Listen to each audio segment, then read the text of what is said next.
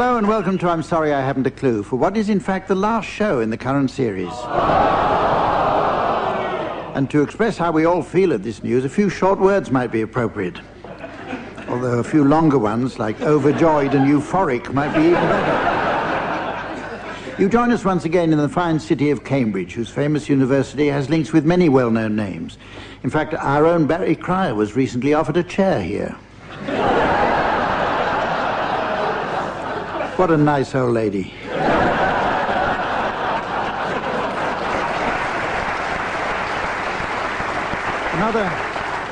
Another distinguished name is that of Sir Isaac Newton, who was Professor of Gravitational Physics at Trinity, where he also taught a little Greek. Who later went on to open Cambridge's first Moussaka bar. Now, to introduce the teams, and speaking as someone who enjoys their brand of humour, I always recommend them. Speaking of myself, I never do. They are on my right, Willie Rushton and Tim Brooke-Taylor. On my left, Barry Cryer and Graham Garden.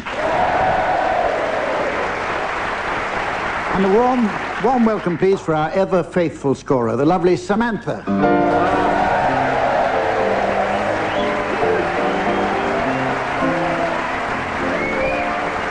Now, our first round is called Channel 4 Children's Hour. In this round, teams, I'd like you please to suggest some titles of racy children's programmes suitable for a well-known minority channel faced with privatisation. Basically, teams, in thinking up these titles, it'll help to have in mind an image of childish innocence tinged with sinister corruption. So, think Andy Peters. Barry, will you start, please? Chitty chitty gangbang.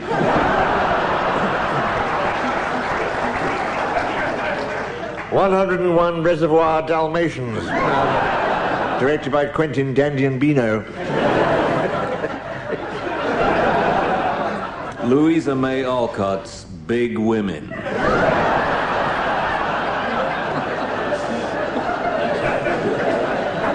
Winnie the... Was that you?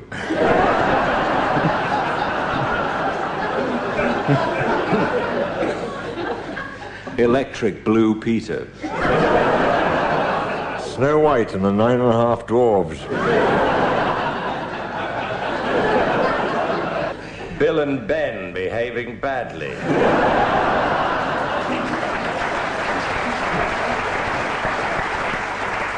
And God created Noddy.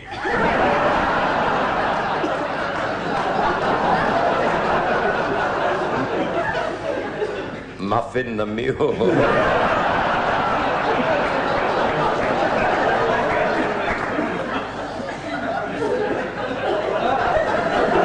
Babe, the breakfast.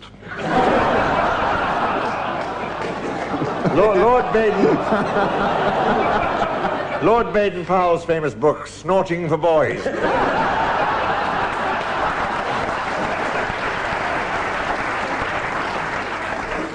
Postman Pat always rings twice.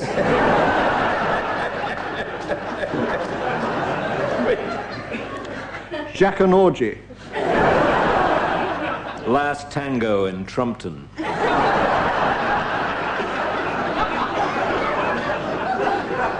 Swallows and amorous nuns. Okay. Lust William. Ragtag and Bobbit.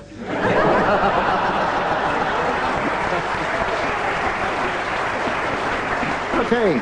It's around now to test the team's musical skills, known in the trade as a quickie. It's the round called Pick Up Song. We're going to hear some well-known records to which the teams will sing along. Luckily, DJ Samantha has an impressive set of 45s, which she'll kindly get...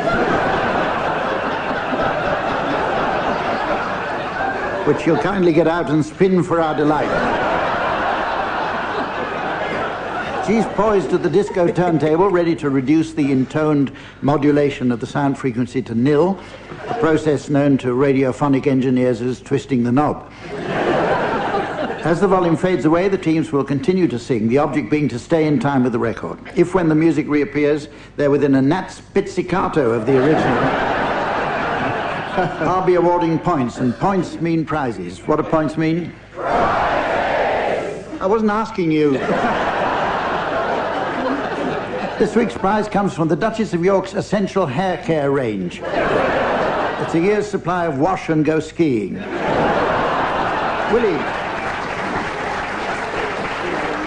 Willie, you're to start. I'd like you to accompany Frankie Lane singing Rawhide. Rolling, rolling, rolling, rolling, rolling. It's quite easy so far. Rolling, rolling, rolling. Rawhide.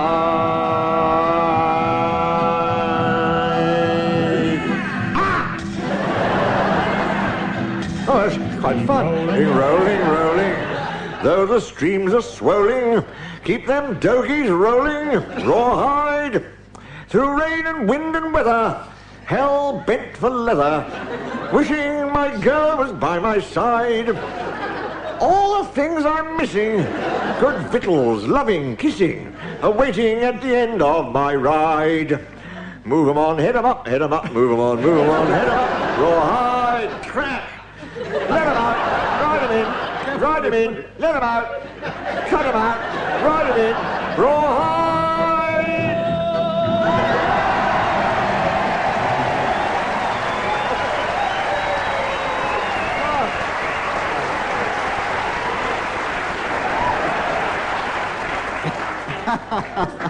Well, if you have the heart to go on, Graham, it's your turn.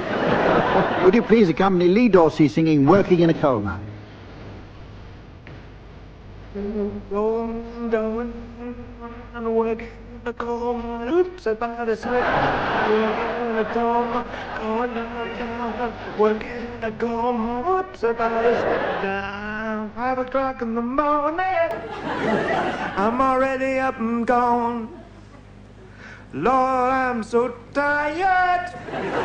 How long can this go on? I'm working in a coal mine, going down, down, down, working in the coal mine. Oops, about to slip. Working in the coal mine, going down, down, down, working in the coal mine. Oops, about to slip down, 'cause I make a little money. Hauling coal by the ton. But when Saturday rolls around, I'm too tired for having fun. Working in the coal mine, going down, down, down, working in the coal mine. Oops, about to slip in a coal mine.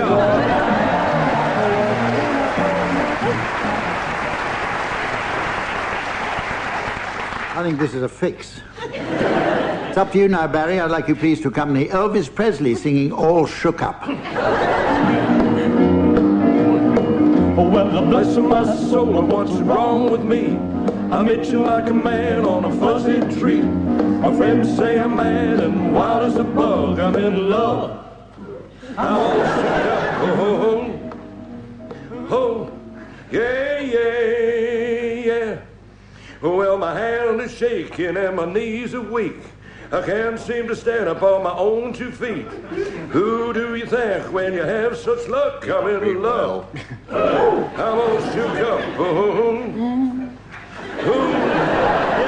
yeah, yeah, yeah. Well, please don't ask me what's on my mind. You all thought he was I'm a little dead. mixed up, I'm feeling fine. When I get a girl that I love the best, my heart beats so it scares me to death.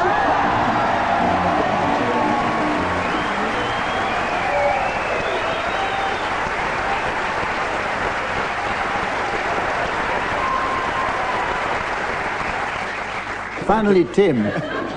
Tim, would you please accompany those lovely Spice Girls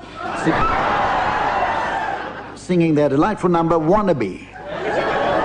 Want what I really, really want, so tell me what I want, what I really, really want. I'll tell you what I want, what I really, really want, so tell me what you want, what you really, really want. I wanna really, really, really want a zigzag arm. If you want my future, forget my past. If you wanna get with me, better make it fast. Now don't go wasting my precious time. Get your act together, we could be just fine. I'll tell you what I want, what I really really want to really want to zigzag. If you want to be my lover, you got to get with my friends. Make it last forever. God's sake, music come in. Friendship never ends. If you want to be my lover, you have got everything.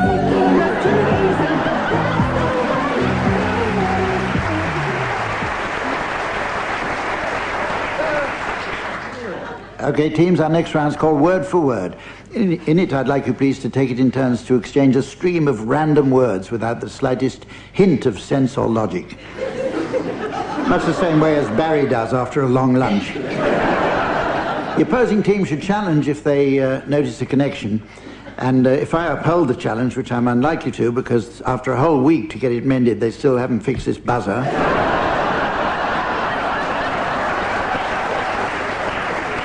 But if I uphold the challenge, then the challengers should take over. Okay, right. Barry and Graham, will you start, please? Bulwark. First.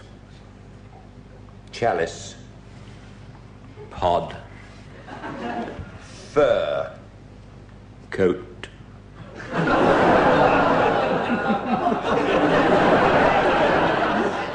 Mechanic. Mechanics wear coats. And they put coats of stuff on things when they're mechanising them. Yeah, that's pretty clever. So it's a double challenge, really. Yeah. All right, carry on then, Willie. Goat. Harmonica. Winner of Opportunity Knocks in 1964.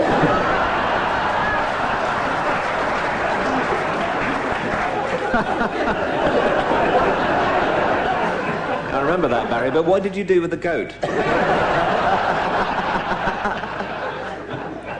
Carry on, Graham. Oh. Oh, go on. You'd started. Oh. Yeah. Oh.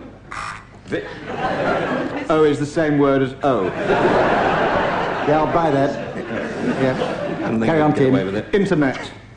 Frog. Coronet. Carrot. Joystick. Graham. Just as careful, you know. Go on, Tim. Punt. Exit. Glass. Crack. Glass bottom punt. Yes. Yep. Fair enough. Who wants to go on? I think Colin's quite keen. Right, hurry it along now, Willie, quick. Prune. Chair. Spatula. Saliva. Challenge from whoever. No, not us.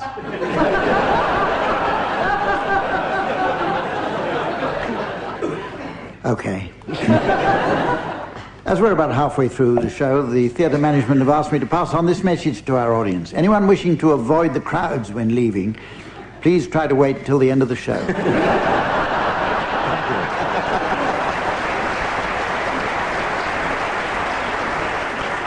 Right, it's time now to play the game called Mornington Crescent.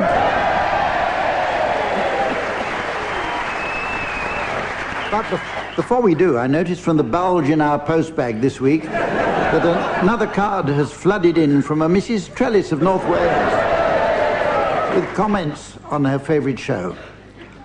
Dear Mr. Duggleby, she writes. Great, great, great, great, great, great. Yes, great, great, great, great, great.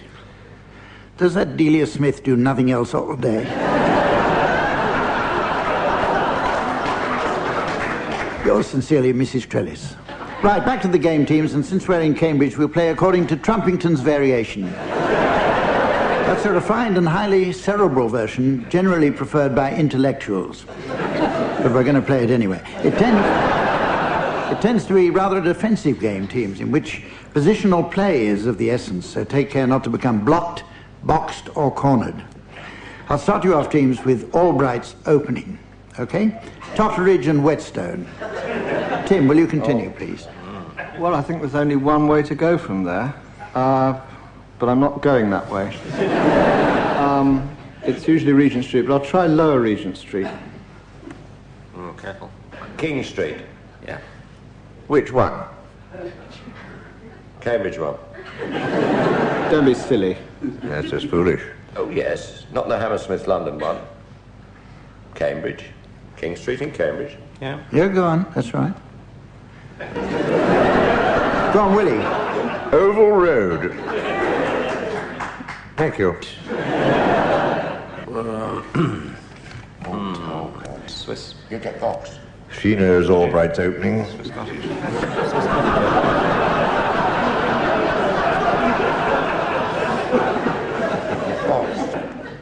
Yeah, that's true. Hendon. Oh, go on. Hendon Central. Central. Central, yeah. Yeah. You're out. Craven Cottage. Bond Street. Thank you.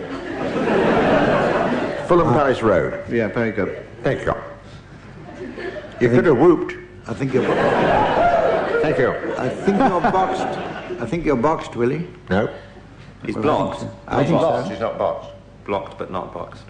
I'm far from cornered. But, well, we could call in the diagonals here and do Bishopsgate. That's good.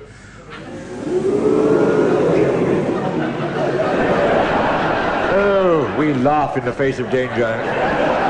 Ha ha Mitre Court. ha. Aha, whack, that was. Fitzwilliam Street. That's levelled it now. Back.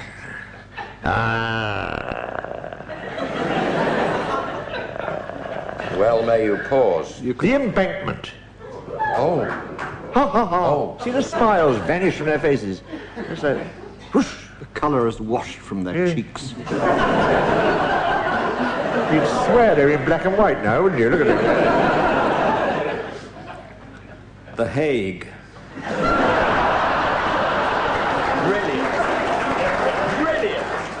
Very good, very good. Folkestone Road. Mornington Crescent.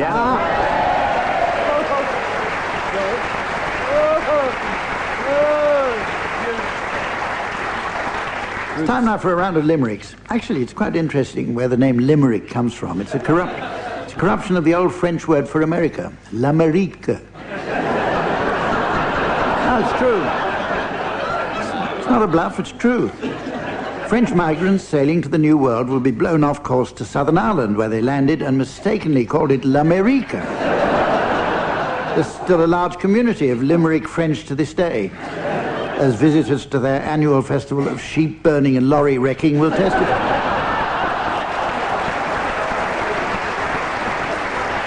Right, teams, I shall furnish you with a potential packed opening, which I'd like you to complete in turn, taking one line each. Graham, you're going to start. A porter from Gonville and Keys. A porter from Gonville and Keys grew potatoes on both of his knees. On the end of his nose. Grew a rare kind of rose. But you'll never guess where he grew these.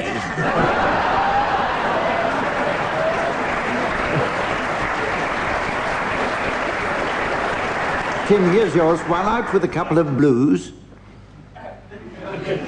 I didn't know which one to choose. The one with the squint. Or the one with the splint. I had both. I've got nothing to lose.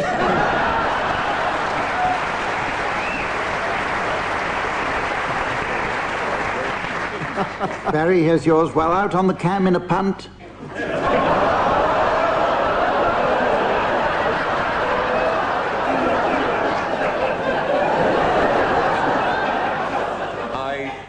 I saw Reverend Spooner in front.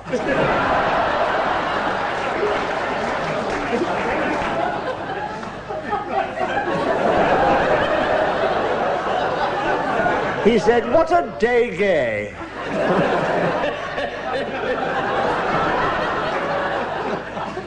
And anchors away.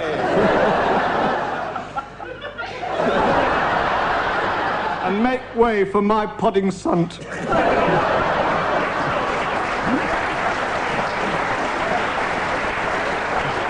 And finally, here's yours, Willie. If you're studying natural science... If you're studying natural science, I suggest that you wear this appliance.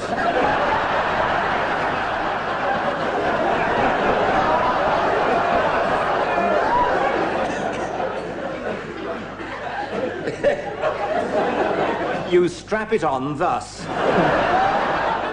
Then just hop on a bus.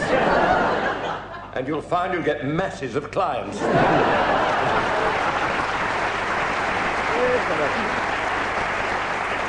Right, now, our next game is called Singer and the Song. And in it, I'd like each team member to imagine he's a famous and well-loved personality.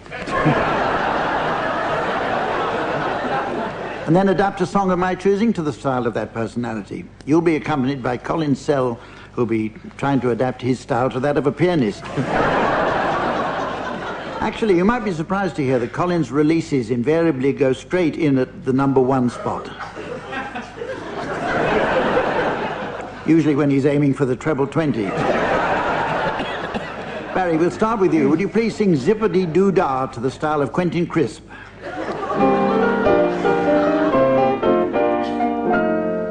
Zippity-doo-dah, zippity-ay.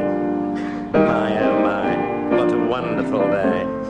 Plenty of sunshine heading my way.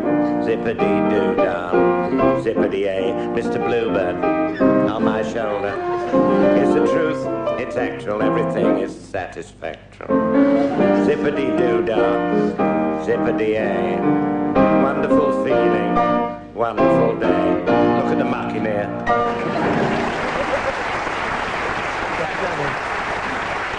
Okay. Graham, would you please sing the song called Happiness, having assumed the persona of Joe Grundy from The Archers?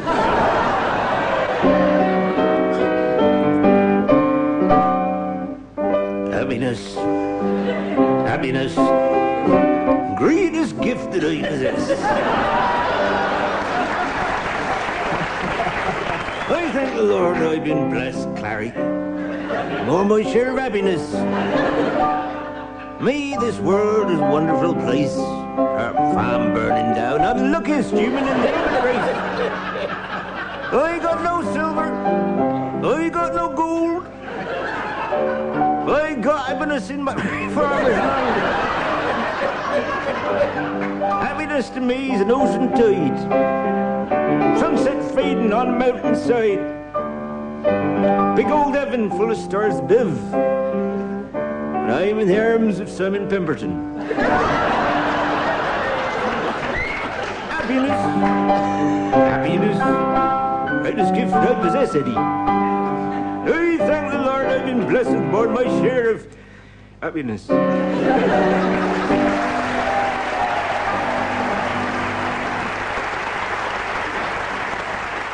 Finally, a duet for you, Tim and Willie. I'd like you, please, to once more assume the identities of the Queen and Princess Margaret, singing Sisters.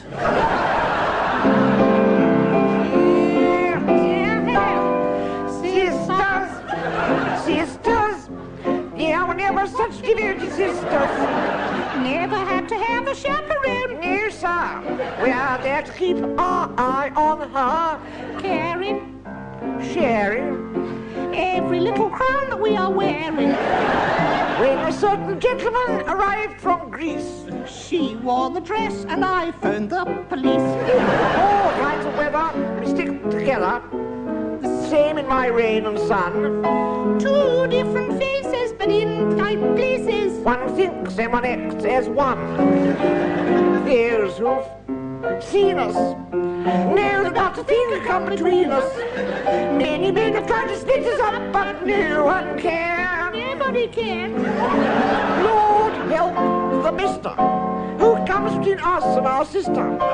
And Lord help the sister who comes between my husband and I. Good night.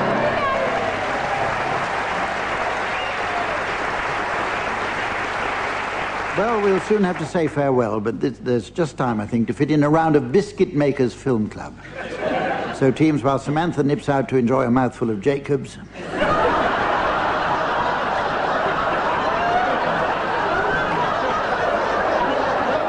I'd like you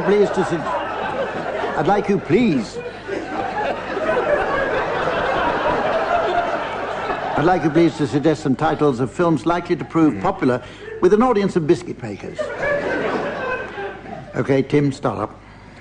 Hobnobs and breadsticks. McVitty Vitty Bang Bang. The Seeing Digestive.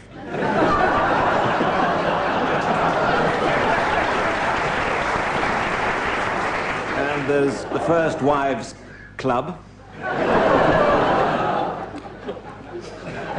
There's Bath Oliver Twist and the Artful Jammy Dodger. La Dolce Rivita. Glenn Garibaldi, Glenn Ross. Not to mention Gandybaldi, directed by Bicky Attenborough. Cream Krakatoa east of Jaffa. And of course, bring me the crisp bread of Alfredo Garcia. Mutant Ginger Nut Turtles.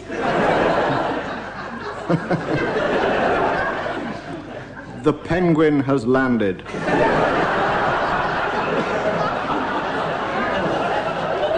A Rivita runs through it.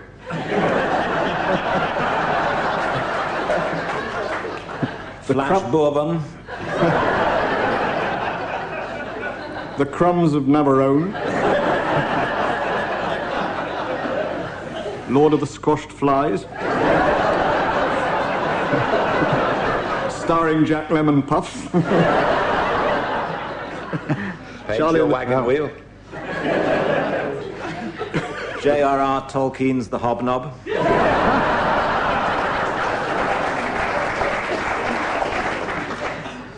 And so, ladies and gentlemen, as the short-sighted rhino of time attempts to mount the VW Beetle of eternity.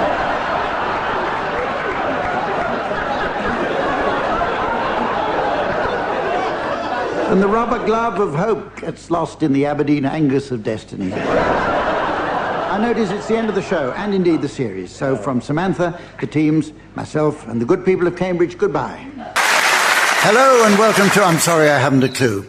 You join us this week in historic Buxton, a fine town with much to interest the visitor. Buxton is, of course, world famous for high-quality mineral waters from its ancient spa, although I'm required to point out that they are also available from other good supermarkets. Probably Buxton's most famous historical visitor was Mary, Queen of Scots, who came here to take the waters in search of a cure for her dropsy-induced headaches, a problem that was later cured permanently by Elizabeth I. Mary stayed at the Old Hall Hotel, where she famously scratched messages to the townsfolk on a window pane with her diamond ring. These included, "I am the only true Queen of England," and "Why does the shower curtain never seem to work?" Today we're honoured to be guests on the 100th anniversary of the Buxton Opera House's first opening night. Early performances at the new Opera House included many by the great stars of the day, and it was here that the great Anna Pavlova was honoured by having a dessert named after her. Pavlova was, of course, a stage name, she having, in fact, been christened Sherry Trifle.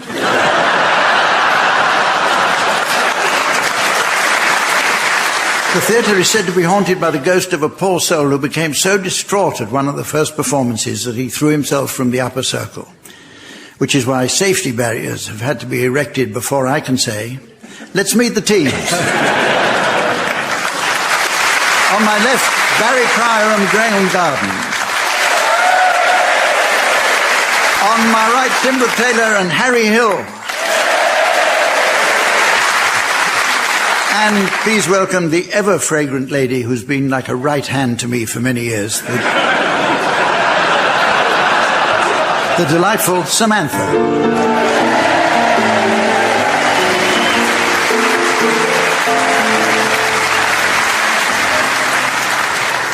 Okay, we kick off with a round of missed hits. You get bonus marks for not laughing there. Having a good title for your book, film or show is vital to explain what it's all about. Many books, films or radio and TV programs have failed for want of a decent title to entice the audience. I'd like you teams to share with us some of those you may have spotted. Barry, will you start, please? Styes in their eyes. Graham? Harry Potter and the Witchfinder General. Harry? The Hunchback of Sheltered Accommodation, Unit 4, Station Road, Buxton. Tim? I've got a Harry Potter one. It's G.K. Rowling's Harry's Stoned on the Philosopher's Pot.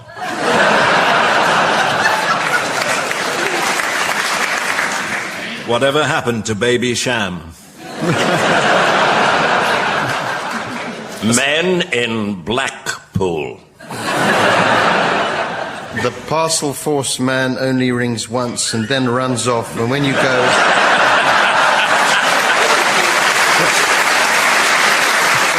and when you go to collect it, it's always closed.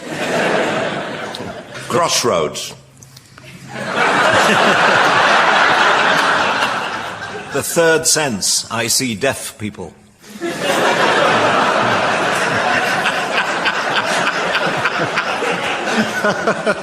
Instruction booklets she wrote. Conan the Vegetarian. Let's move on to a musical round now, with one song to the tune of another. This concept is of such basic simplicity, I often wonder why I bother to explain it. But there are those who can be a little slow on the uptake, teams. So pay attention. A song is comprised of two elemental components, the tune and the words. The obvious and simplest analogy would be a cooking pot or saucepan containing food in the process of being cooked. The contents are like the words, and these are contained within the pan, much in the same way that the tune carries the words. Just as there are many varieties of tune, so there are an infinite variety of pots and pans, and each type can contain all manner of different foodstuffs or words. These can vary from simple fare, such as baked beans or soup, through to quite complex dishes like stews or coq au vin, and they can be cooked or sung in two different ways. One involves the boiling water of the classical style, the other the hot fat of a more contemporary interpretation. However, beware, for the latter has its incipient dangers. Now, teams, I can sense by the look of anticipation in your eyes, you're keen to hear more. So let's move on to health and safety aspects. As you are no doubt thinking, isn't there some precaution we can take in the event of one of these pots catching fire? Quite right. As every safety-conscious cook knows, it's vital on these occasions to keep handy a huge wet blanket.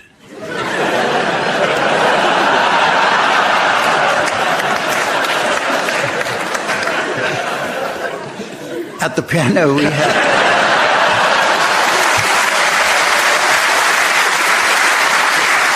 Okay, Barry, we'll start with you. Would you please sing the words of Roxanne by the Police to the tune of Tiptoe Through the Tulips?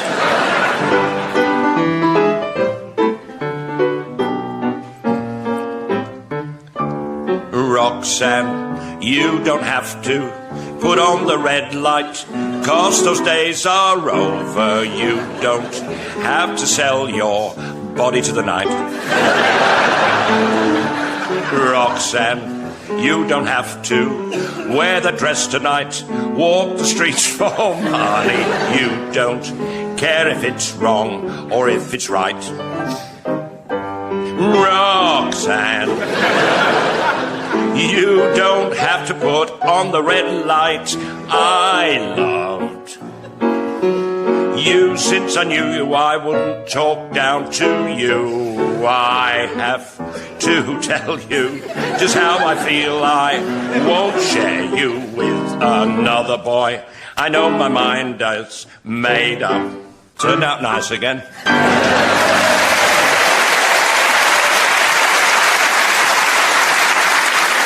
Right, it's you now, Tim. Would you sing the words of Chain Gang to the tune of Jerusalem?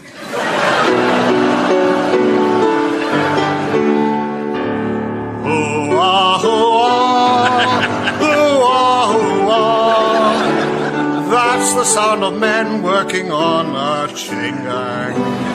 That's the sound of men working on a chain gang. All day long they're singing hoo-ah, hoo-ah, hoo-ah, hoo-ah, hoo-ah. Well, don't you know that's the sound of men working on the chain gang? That's the sound of men working on the chain gang. All day long they work so hard till the sun's going down.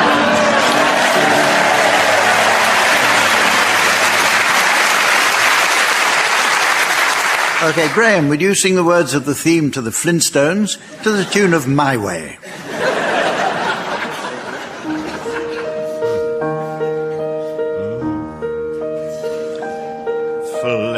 Flintstones. Meet the Flintstones. They're the modern Stone Age family. Let's ride with the family down the street through the courtesy of Fred's 2 feet. When you're with the Flintstones, have a yabba dabba gay old time. When you're with the Flintstones, have a yabba dabba do time. A yabba do time. You'll have a gay old time. We'll see Barney, we'll see Betty, Bam Bam, and Dino too. You'll have a gay old time. Flintstones, beneath the Flintstones, they're the modern Stone Age family.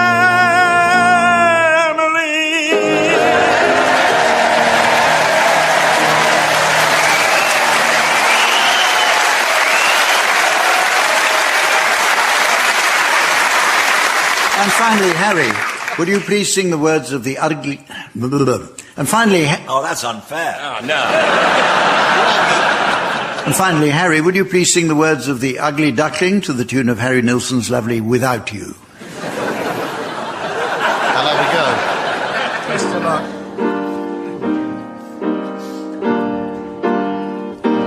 There was once an ugly duckling with feathers all stubby and brown, and the other bird said in so many words, get out of town, get out, get out, get out of town.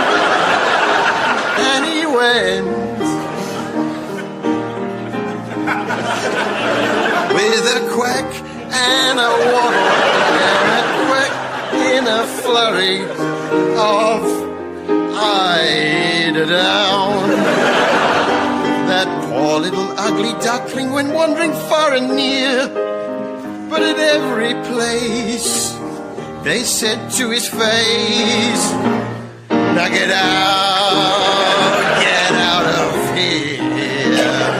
And he went with a quack and a waddle and a quack and a very unhappy cheer. All through the winter time he hid himself away, ashamed to show his face, afraid of what others might say.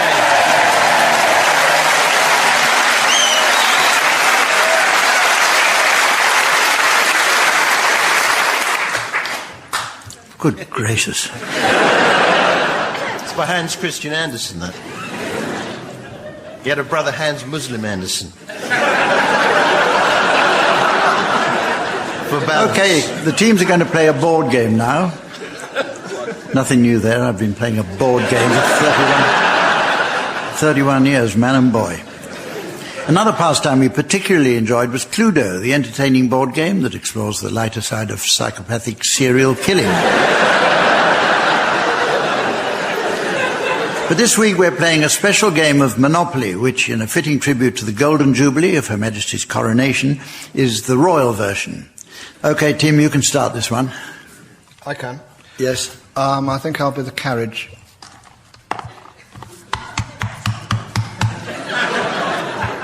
Oh, Cornwall.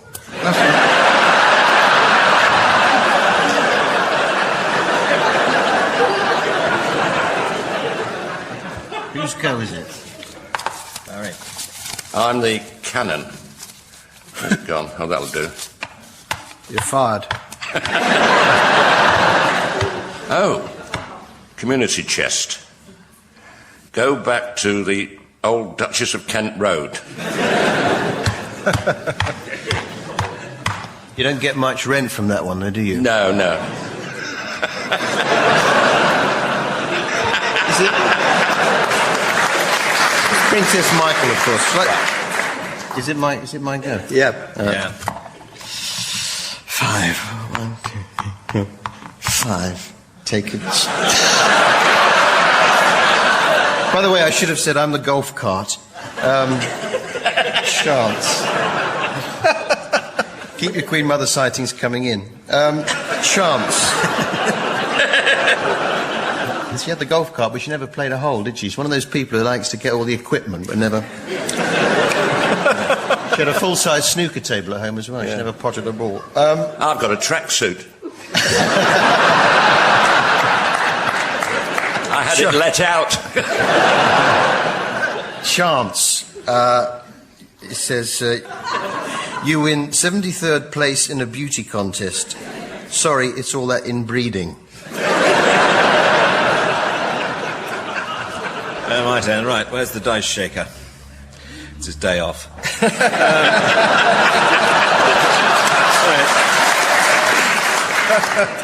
Here we go. Woo, 17 the hard way. Right. I'm the little corgi. 1, 2, 3, 4, 5, 6, 7, 8, 9, 10, 11, 12, 13, 17. Sit. 17. The mall. Oh, I'll put a palace on that. There we go. Right. Tim? All right. I've got him.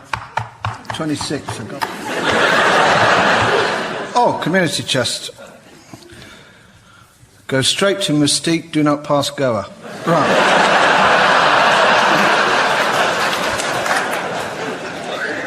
Is it me? Right. Good Lord, 11.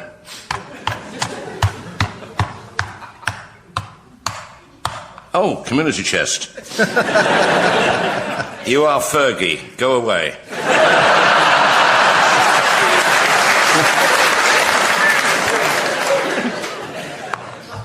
Four.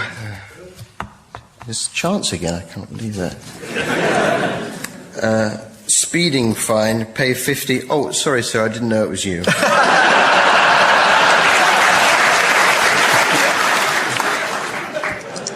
Here we go. Be lucky. 1.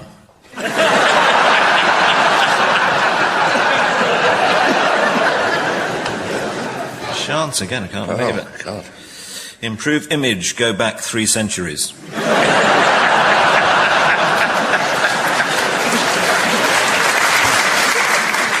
I was just going to ask, because I've never played this game in my life. How does it end? With a republic.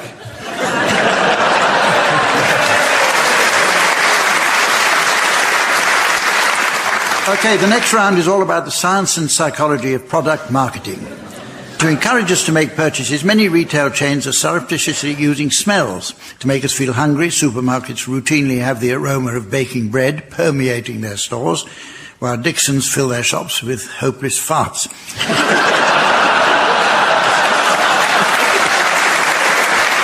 And just in case any of their staff do happen to be listening, oh, yes, please, of course I'd like to spend £400 on an extended warranty. Can you not see the label on my head which reads complete moron? The most popular marketing tool is the special offer, so teams, I'd like you please to suggest certain special promotions or free offers you've spotted recently. Graham, will you start? Private midwifery service. No delivery charges. Tim. Nokia mobile phone with loud hailer so everyone can hear you on the train. Barry? Equitable life pensions guaranteed to pay for as long as you live. Sign up today and receive this complimentary service revolver and 1 bullet. Harry? Cut price BBC 3 package, and if you want to chat with someone else who saw the programme, it comes with a free mirror.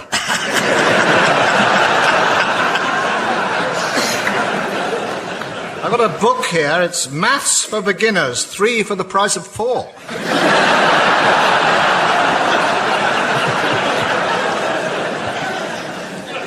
The National Eczema Society have launched their new scratch card.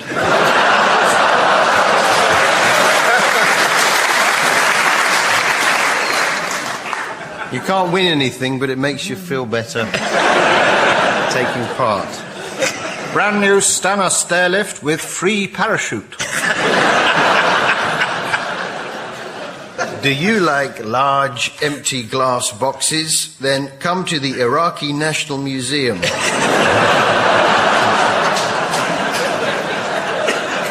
We've got loads. Are your ears not hairy enough? Then no, why not buy the Acme earwig? 2-week holiday in Macclesfield. We guarantee a once-in-a-lifetime experience. Right, we have another of our regular sound effect rounds now. In DIY soap, I'd like you teams to construct your own soap opera using sampler machines, and this week's genre is the hospital-based drama. My personal favourites are Casualty and Holby City, and only this week I ordered the complete DVD box set. I love the gritty realism and was delighted to find there's a 9-month waiting list. Listeners may be interested to learn that Graham and Tim have written and produced their own hospital soap called Maternity Ward. Tim's been pushing the BBC to screen it, while Graham's been telling him to push harder. OK, teams, our DIY hospital soap will be performed over 4 scenes, with each of you taking the following parts. Tim, you can be Nurse Agrudge. Harry, you can be Dr. Cough. Graham, you can be Wes Casualty, an ambulance man. And Barry, you can be Dickie Ticker, a patient. For each scene, I shall simply furnish you with 5 sound effects, otherwise you're on your own. To indicate scene changes, I shall do this with my horn. About the only thing I can do with it.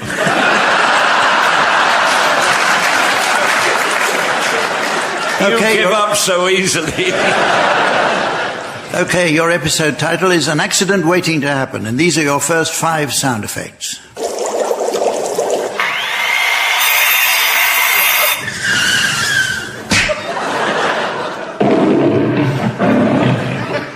Okay, teams, off you go. Typical day in Holby, then. Off you go. Hello. Kylie, I'm on the motorway. I'm just driving past the circus. I hope you can hear me over this noise. I'm doing some chips on the back seat. Look, they're coming along nicely, just like your mother used to do. Making chips, that is. Listen, don't nag, love, don't nag. I'm just fixing your circular saw now. Listen, you can hear it. It's a... Oh! Whoops! Oh! Hey! What do you do to my lion?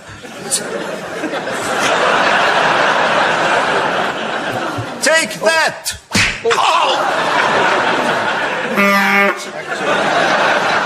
Okay, it's time for scene 2, which must include these sound effects.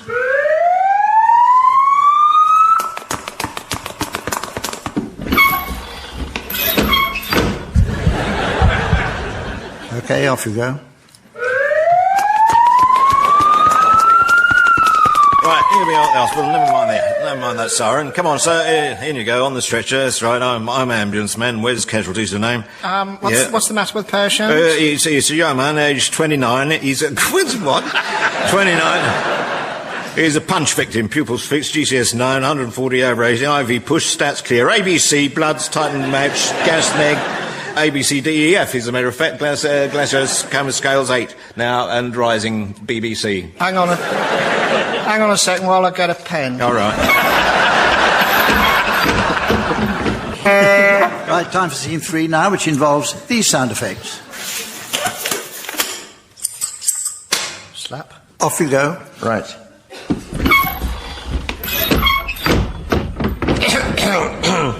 Is that Dr. Cough? Yes. That door, you need a bit of WD-40 on that. Doctor. Nurse, there you are. Oh, I think I've got a pulse, Doctor. Oh, then you're just the sort of girl for me. I say...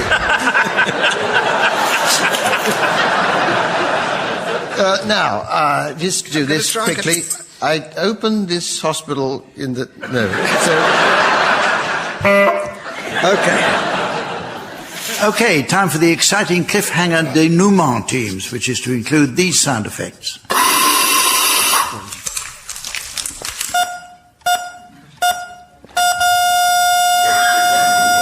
Okay, teams, off you go.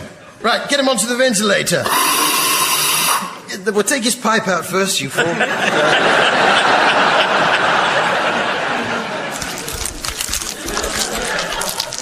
I only came in for me tonsils. What do you want, Doctor? See if you can get hold of Lloyd Grossman and David Frost. Yes, I'm contemplating keyhole surgery.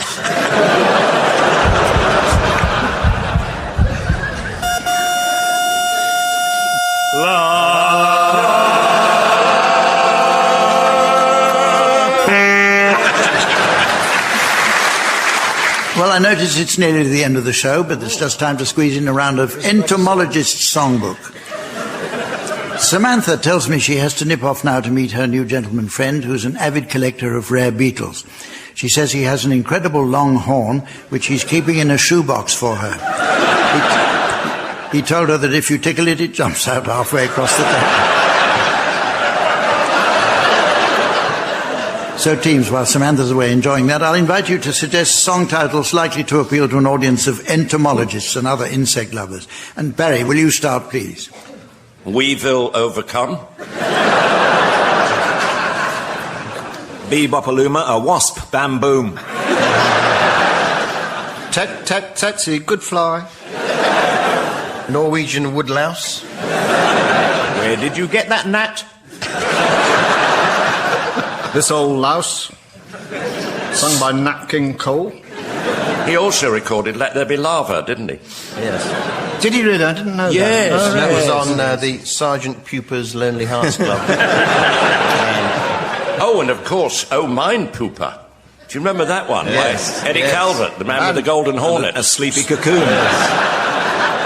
My old man's a dust mite. Sung by S. Grub 7. Don't laugh at me, because I'm a wasp. Who can forget putting on the knits? I'm in love with a wonderful wasp.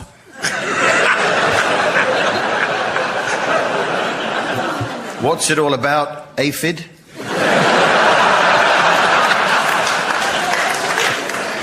Ride a cockroach to Banbury Cross.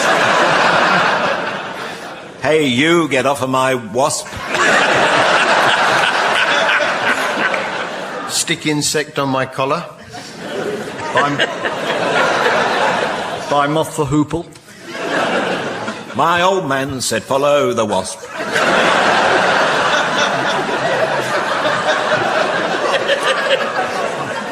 Roaming in the glowworm. I'm a pink toothbrush, you're a wasp.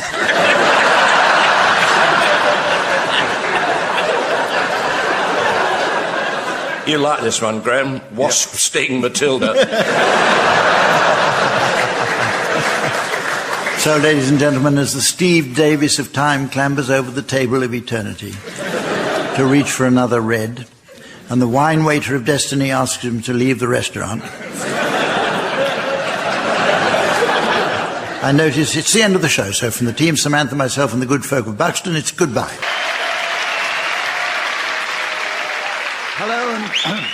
Hello and welcome to I'm Sorry I Haven't a Clue. You find us for a second week at Salford's fine Lowry Centre in the heartland of England's industrial north. It was at nearby Trafford Park that Henry Ford's famous car factory built the massively successful Model T, a car he boasted you could have in any colour as long as it was black. As at that time 75% of the world's vehicles were Model Ts, one can imagine the frustration of trying to find yours when you got back to the car park. The industrial labour movement was born in Manchester, eventually growing into the Trades Union Congress. So successful was the TUC that it was once honoured by having a cheese biscuit named after it.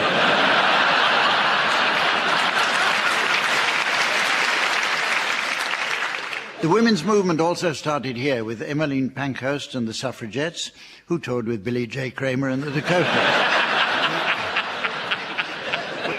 The most famous name associated with Salford is artist L.S. Lowry. A number of his famous matchstick paintings are displayed here in the Lowry Centre. Approximate contents, 49.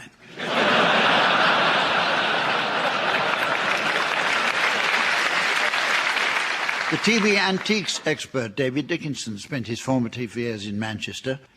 Dickinson has since left, as he says he didn't like the constant rain. Makes him go streaky. Another famous Mancunian is Judy Finnegan, who presents TV shows with husband Richard Madeley. She claimed a certain notoriety when, at an awards ceremony, her blouse fell off, allowing everything to spill out. Ever the professional, Madeley carried on, bravely ignoring the pain of his broken toes.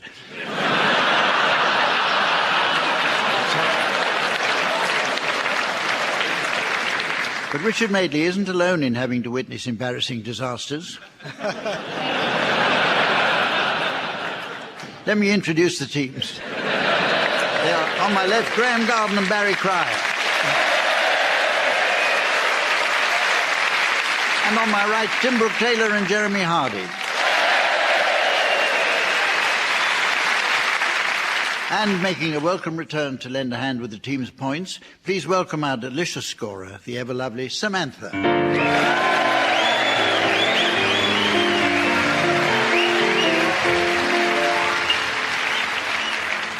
OK, teams, our first round takes a look at English vocabulary. English is a highly expressive language, but it's important to understand the subtle differences in meaning between apparently similar terms. For example, sewage and effluent are not quite the same thing. Sewage refers to waste material from domestic or industrial establishments processed into a non-toxic biodegradable residue, whereas effluent means having loads of dosh.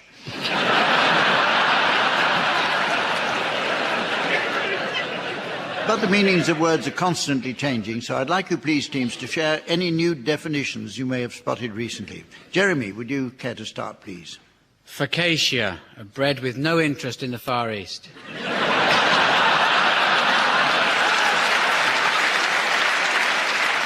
Barry?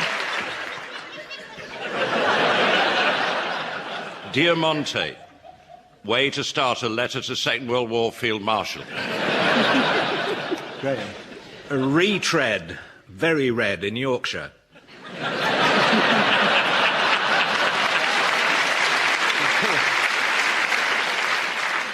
Tim. Online, I've done weekly wash.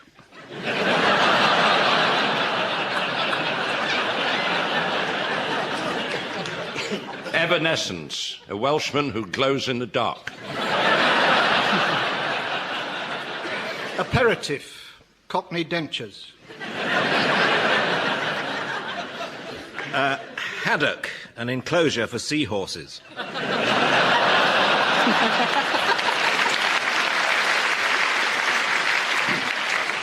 Porcupine, to regret becoming a vegetarian.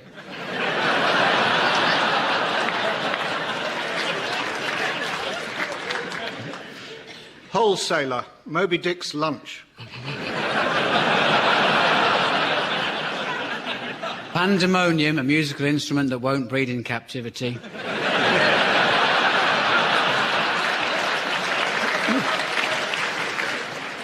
Quaker, posh duck.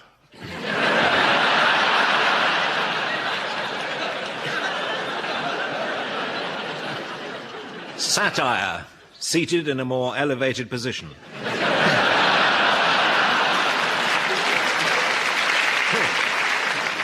Cantilever, the switch on an electric horse.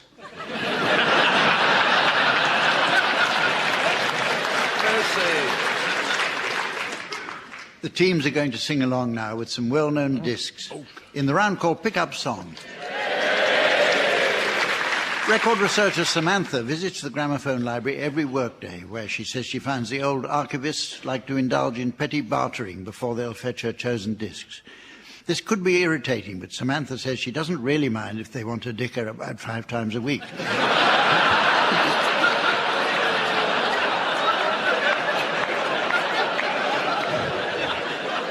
Samantha is now poised in DJ mode at the record deck and ready to spin the team's discs.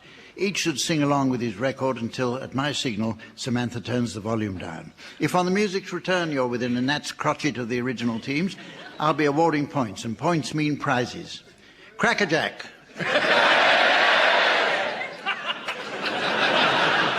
That's how Hitler came to power.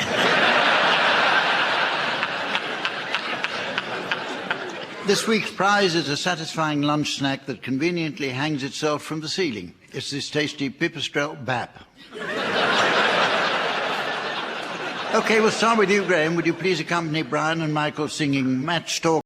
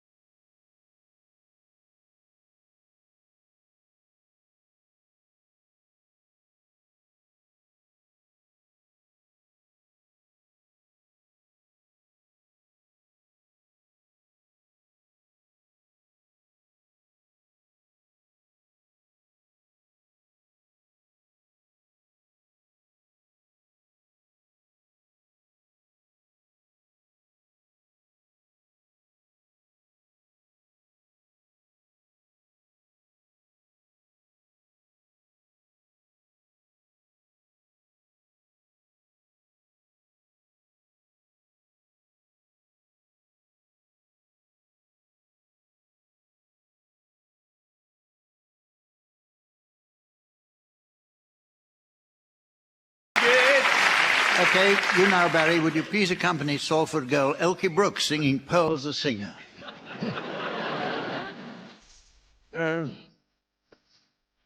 She stands up when she plays the piano in a nightclub. Pearl's a singer. She sings songs for the lost and the lonely.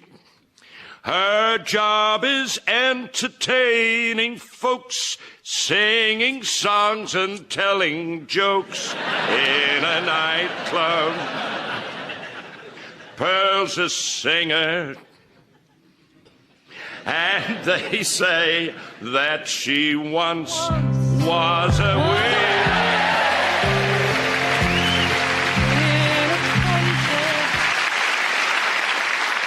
You now, Tim, I want you to accompany... Well, I don't, but I mean... I've said that. Would you please accompany Tim, Paul Young, singing Love...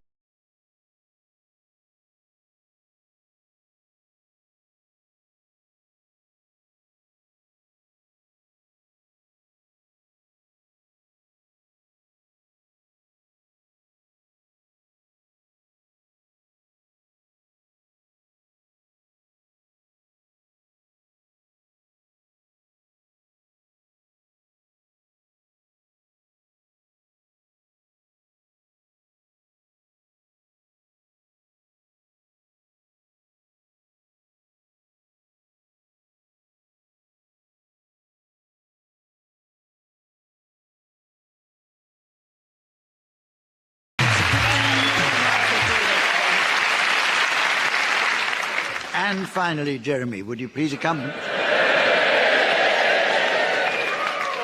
Would you please accompany Morrissey and the Smiths singing Heaven Knows I'm Miserable Now?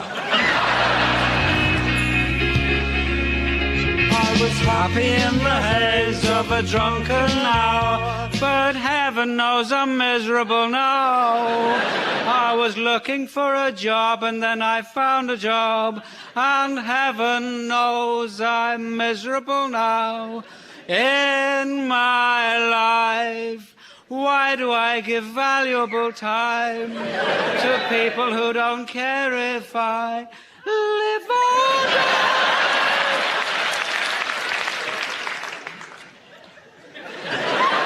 Two lovers entwined pass me by, and heaven knows I'm miserable now. I was looking for a job and then I found a job, and heaven knows I'm miserable now.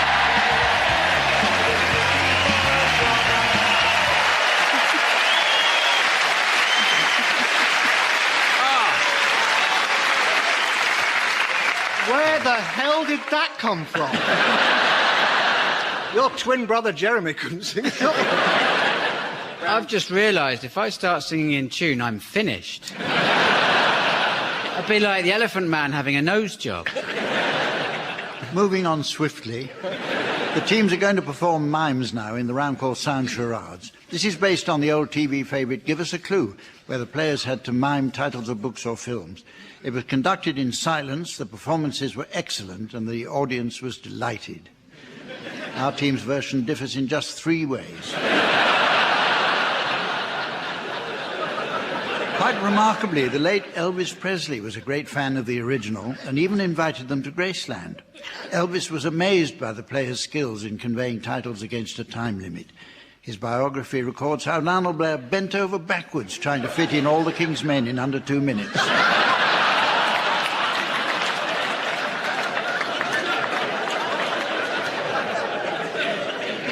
Tim and Jeremy, you're to start, please, and your title will shortly be displayed to the audience via the laser display screen, while for listeners at home, here's the mystery voice.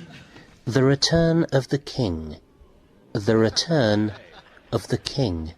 It's 5 words, and it's a book and a film, and it goes like this. You're back. Mm-hmm.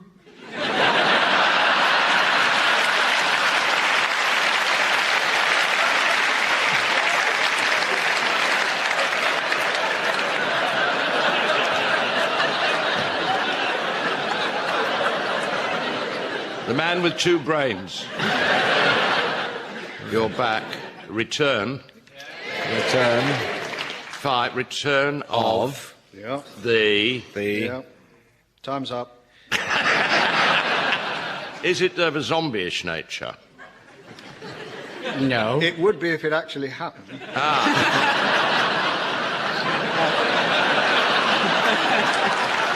Return of the living. No. No.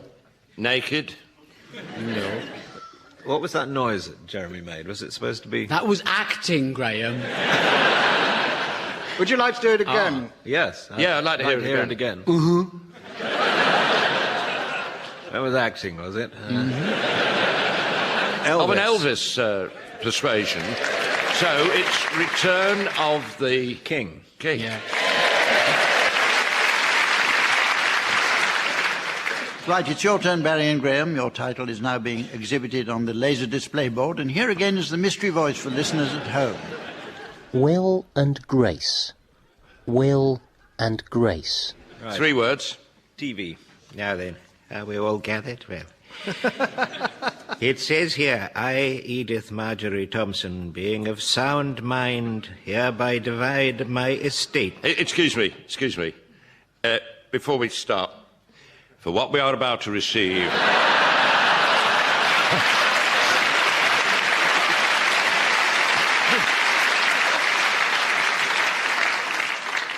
Well... Close. There's,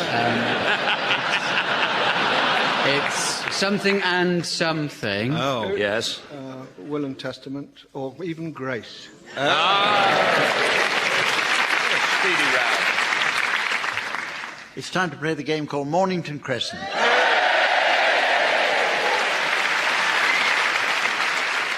First, I noticed from the listener reaction matchbox that we received well under 3 letters this week. It comes from a Mrs. Trellis of North Wales. She writes, Dear Mr. Gaddafi, you must be very proud. It's not every duck that becomes president.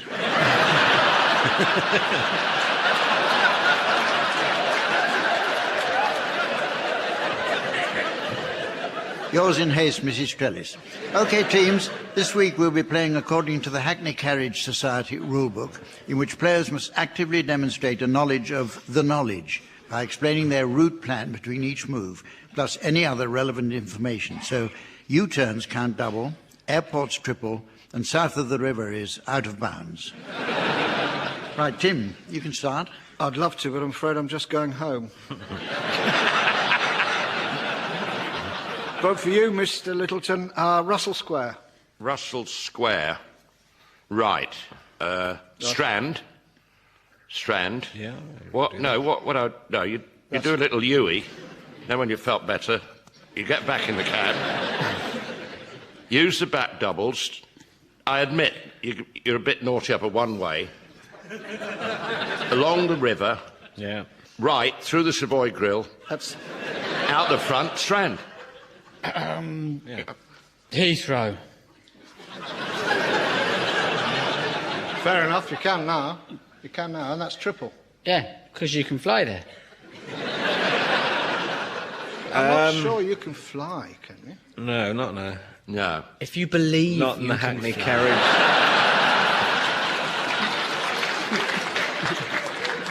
Graham, carry Yes. on. Your Heathrow. Well, from Heathrow, you've got to go to Staines, haven't you? Yeah. Really? Staines. That's after the Huey. Staines. Yeah, but you've got to tell us how you got there. And it's not by plane, I'll tell you. No, it's straight there. It's just one move. I mean, there's no fiddling about it. Just straight there. Staines. Well... What about the roadworks? It's a good point. Yeah. Well, what about them? Well, you can't go directly. You can't go directly. There's Terminal 5, all that building there. That's true, isn't it? So it's not Staines straight away in one move. It's all right. They've finished the roadworks.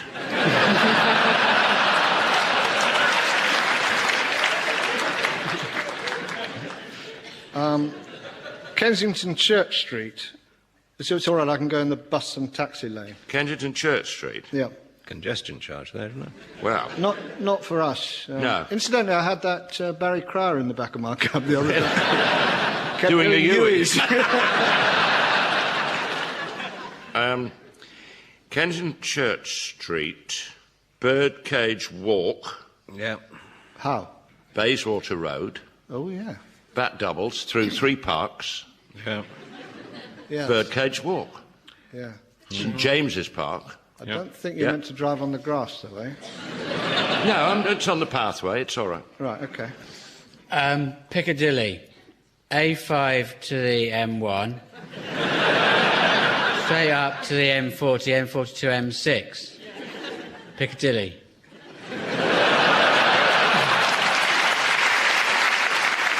Oh, you mean the London one? Well, I'm sorry, it's too late. I've set the meter now. Actually, you're out of bounds. That's true. Carry on, Graham. What? But Staines. Mornington Crescent. Oh! Right. Didn't see that coming. Right, in this next round, the teams are going to delve into the world of real celebrities.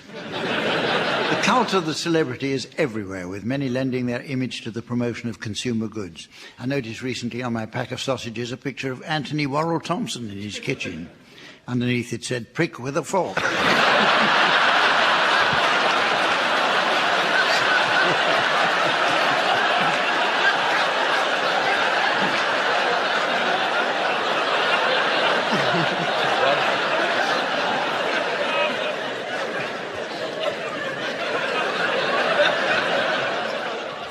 Seems a little harsh.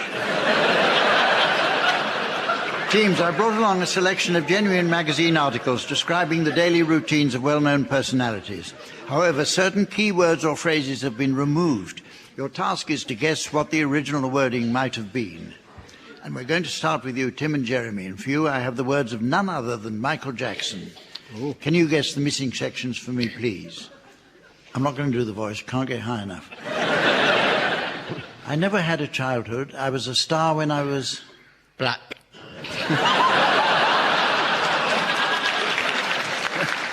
The answer is 6. It's hard growing up a celebrity child. I relate to Shirley Temple. I met her in San Francisco and I sat at her table and I cried so bad. She said, "Security!" What's wrong, Michael? Fred Astaire was my neighbour. I used to see him every day when I was riding my little... chimp.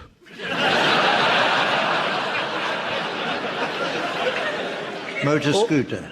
He always told me, "You're going to be a..." Rested.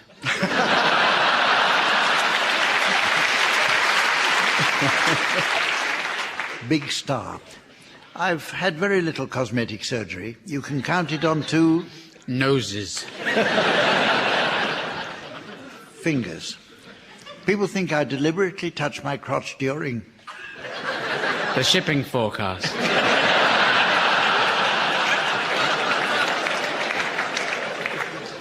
Concerts. If you go to one of my concerts, my shows, you'll see 200,000 people swaying, holding candles, saying, "Burn him."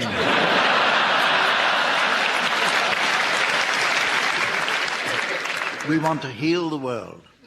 My greatest inspiration comes from kids. I used to walk around holding baby dolls because they bounce when you drop them. I wanted children so badly. For my third child, I used a surrogate mother and my own offcuts.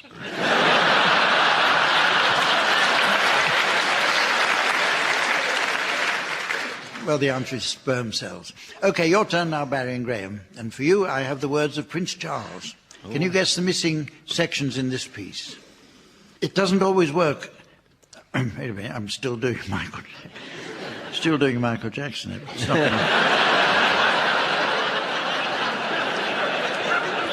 It doesn't always work attempting to impose rules and regulations on your mother. Children. I just hope that by talking and explaining, they can become a bit more aware and wiser about inbreeding. Life. It's more about striking a subtle balance. The boys don't try to keep me up to date. All they say is, "Nice crinoline, Dad." You won't like this. Mostly there's just this do beat of their bed springs. Music in the background. Skiing is a very exciting sport. When I first came to Closters after 11 years of not skiing, I had the most dreadful passport photographs. Falls and crashes. I landed on rocks and things, but in those days somehow I bounced into the air, spread my ears and glided down to the chalet.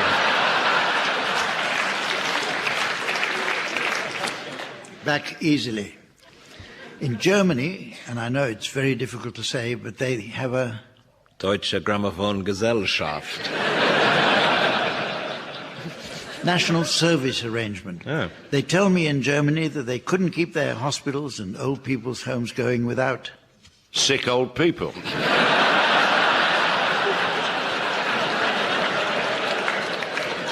All the help from young people. All the great prophets, all the great thinkers, those who've achieved a far greater awareness of the aspects of life which lie beneath the surface, all shared the same cardigan.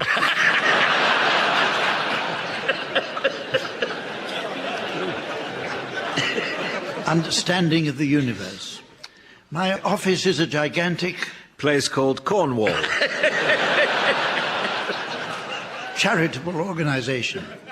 I happen to mind very much about this country. I want to put the great back into Yarmouth.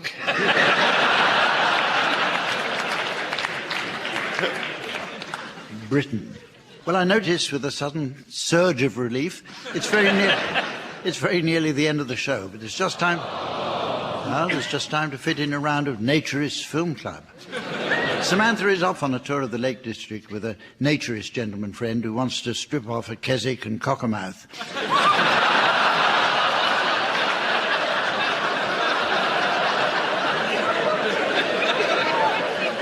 So while she's away preparing for that, I'd like the teams to suggest movie titles guaranteed to enthrall an audience of naturists, nudists, and the like. Tim, will you start, please? The Elephant Man. A Man Called Horse. Winkle Down the Wind. 12 Dangly Men.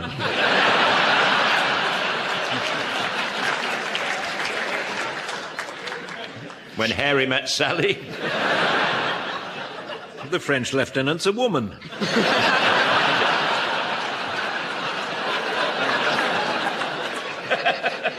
The Lunch Pack of Notre Dame. Bring me the telescope of Alfredo Garcia. Memphis Bell End.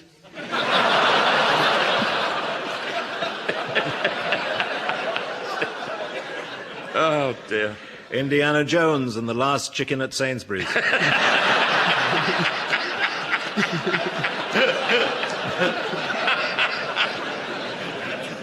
Saving Ryan's Privates.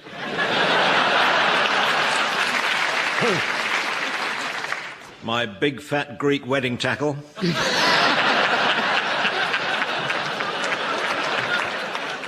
The cold tit story.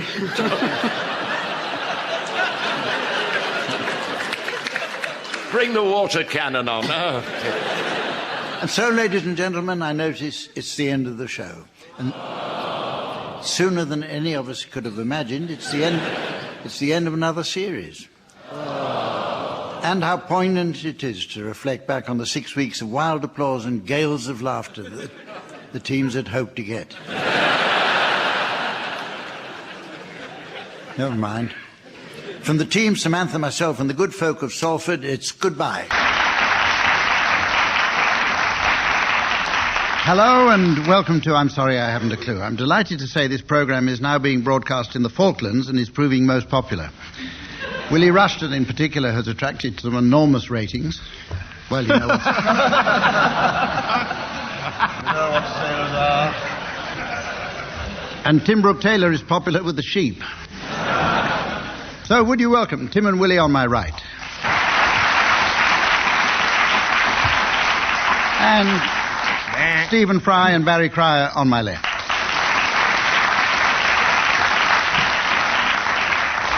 And, of course, our topless scorer, Samantha. Jelly on the plate. We're going to start with Tim's favourite game, the ad-lib poem. I'm going to give someone the first line of a poem, and they continue until I buzz them, and the next person continues, and so on until we reach an artistic conclusion. It's been known to take weeks. And the first line this time is, there's a seaside place called Sellafield that's noted for fresh air and fun. Barry, you're the man to carry that one on. There's a seaside place known as Sellafield that's noted for fresh air and fun. We used to go there on our holidays. Just me and the wife and our son. We used to go when it was called Windscale. And we're still going. Now it's changed name. We used to be accompanied by a lady on the game.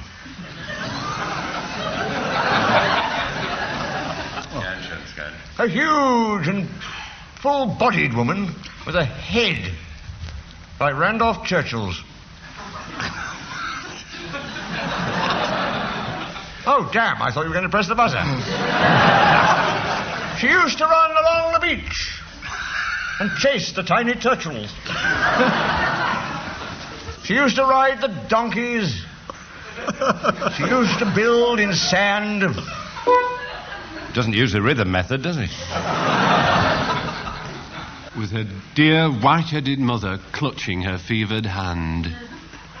The sweat, it broke out on her forehead, and down her brow it ran. Oh dear, the poem's come to me. Please God, let it scan. She rode this donkey to and fro upon that wintry beach. She started... She rode and rode and rode and rode, far beyond our reach. We went back again for year after year, spending our holiday weeks. And then we discovered her amid the dunes. She was the first of the Sellafield leaks.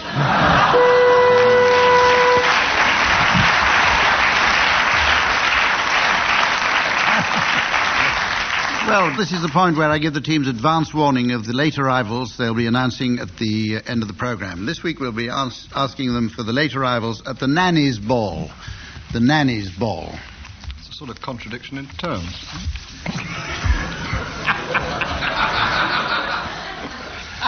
Here's another one. Matthew Scott is going to play the piano in this...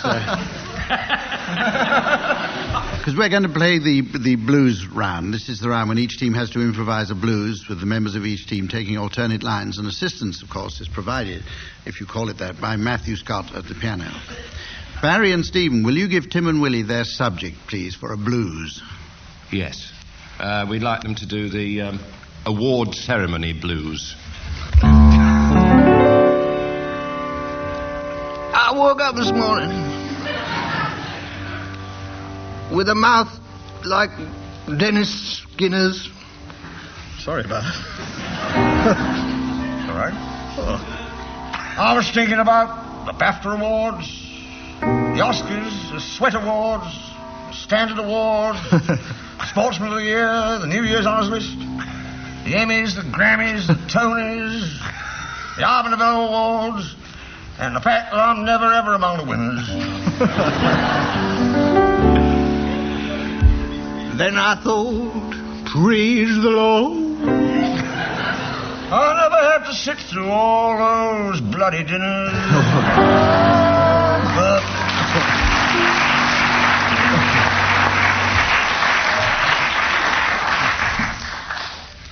Right, Tim and Willie, if you give Barry and Stephen now their subject. We'd like them to do a calypso, I think. Yes. Yeah, Thanks. Stephen's Righto, wants to let's sing with the Antipodean calypso. That's down the other end.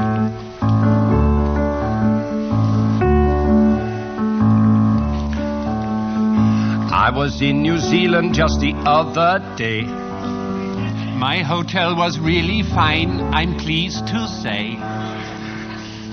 The manager treated me like royalty. He showed me his bum and threw an egg at me.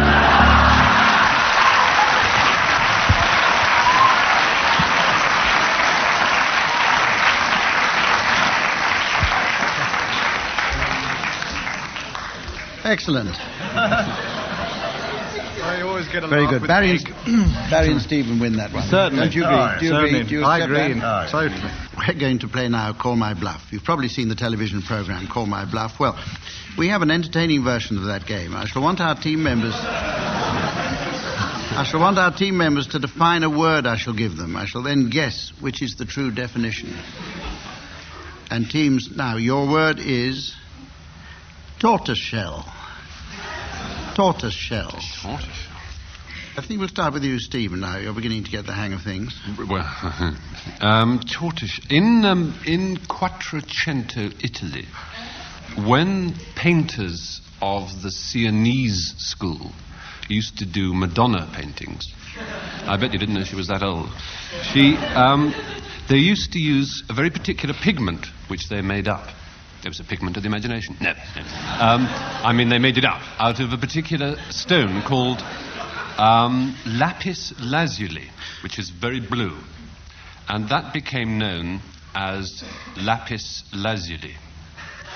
That's all quite irrelevant, because tortoiseshell is a particular type of petrol that's just been brought out by a major petrol company for very slow cars, for Beetles, 2CVs and so on like that. So it's a very slow petrol or Mancunian fertility dance. or zither. Or it's a Hindu state of blessedness for keeping old nail clippings in. A slow petrol, essentially. I see. Like Police 5, eh? Right. Tim Brooke-Taylor. Tortoiseshell is the first Monday in August.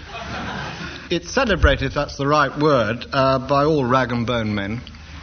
First Monday in August. Traditionally, this is the worst day in the year for them, as many people are on holiday. That's why it's called Tortoiseshell. Tortoiseshell. Interesting. Right, Bat.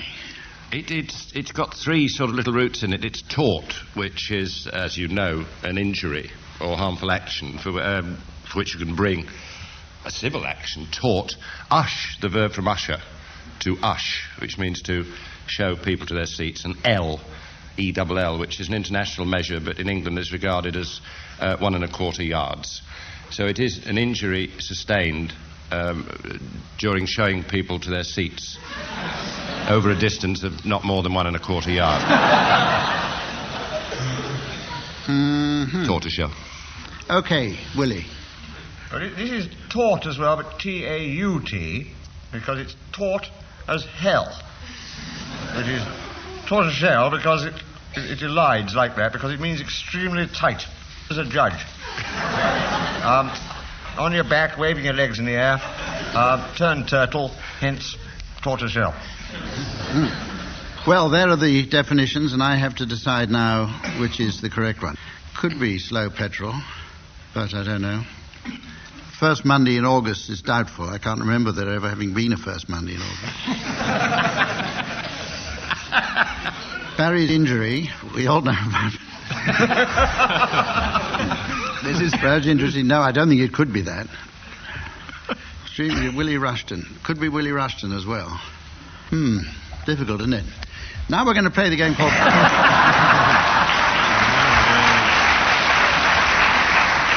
We're going to play the round called crossbreeding.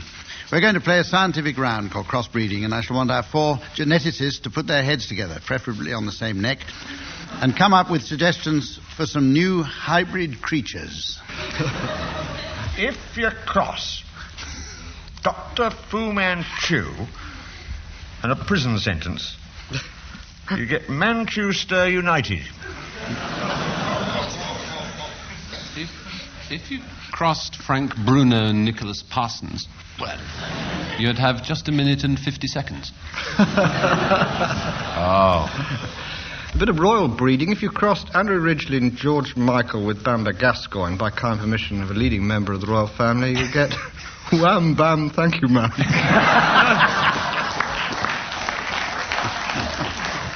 If you cross Placido Domingo with Rick Mail, you'd get a topsy-turvy. If you crossed the Wind in the Willows with Esther Ransom, you get a toad molester.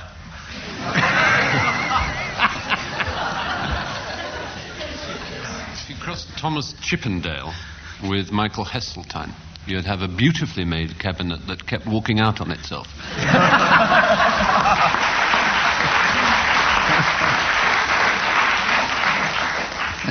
Hannibal crossed the Alps with an elephant and got a mountain that never forgets.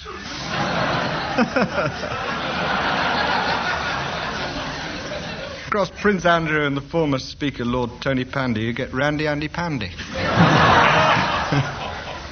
If you cross the equator with Lord Whitelaw, you get a willy warmer.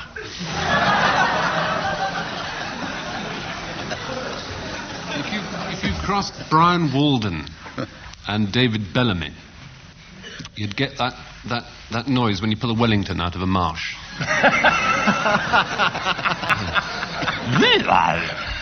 Sort of noise.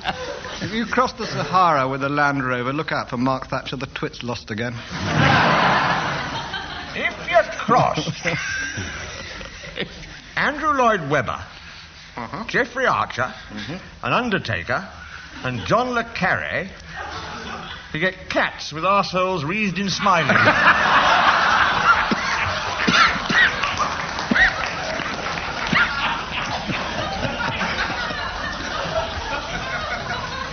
I remember the old song. If you crossed Long John Silver and Lassie, you'd have someone who fell over every time they wanted to have a pee.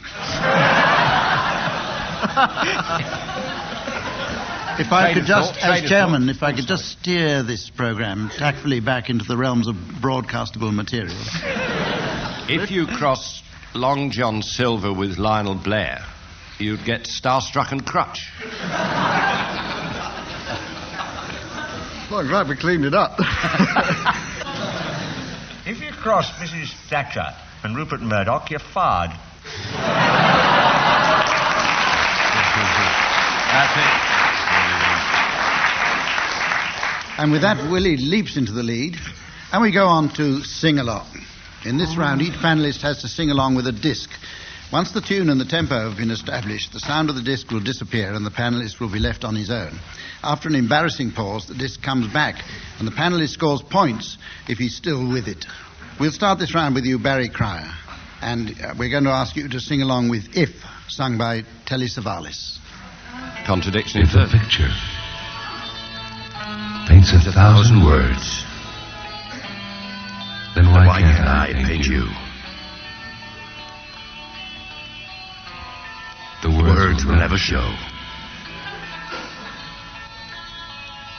the you I've come to know.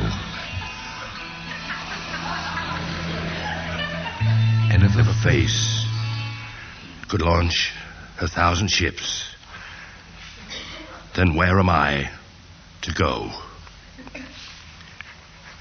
There's no one home but you.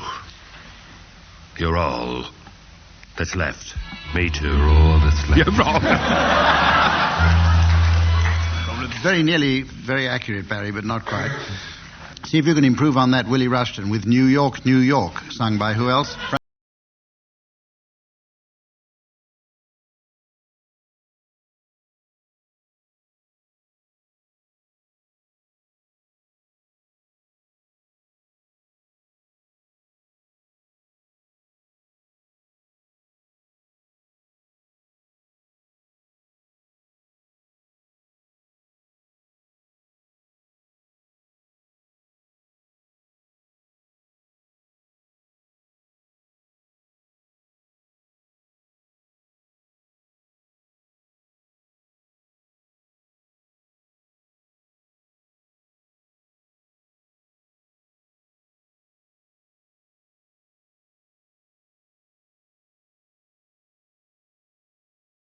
He's so slow now. Well, he must be 90. Stephen, here's the song for you to sing along with. It's A Hymn to Him by Rex Harrison from My Fair Lady. Why can't a woman be more like a man? I beg your pardon? Yes, why can't a woman be more like a man? They're so honest, so thoroughly square, eternally noble, historically fair. But when you win, we'll always get your back a pat. Why can't a woman be like that? Why does everyone do what the others do? Can't a woman learn to use her head? Why do they do everything their mothers do? Why don't they grow up like their father? Why don't they grow up That's singing a little. We have an interesting situation because each of the panelists so far has anticipated the song that he's singing along by exactly the same number of seconds. 3 1/3 to be exact. So it's up to you, Tim. If you can improve on that, you win the round and the whole game and the series and everything. Tim, your song is The Boogie Woogie Bugle Boy from Company 2. Good luck, Tim. Yeah, thank you. By the Andrews Sisters. The bugle for his Uncle Sam. It really brought him down because he couldn't jam. He'd have to seem to understand. Because the next day the Cap went on and drafted a band. And now the company jumps when he plays reveille. He's the boogie woogie bugle boy of Company B. A toot, a toot, a tootly and a toot. He pays it 8 to the bar.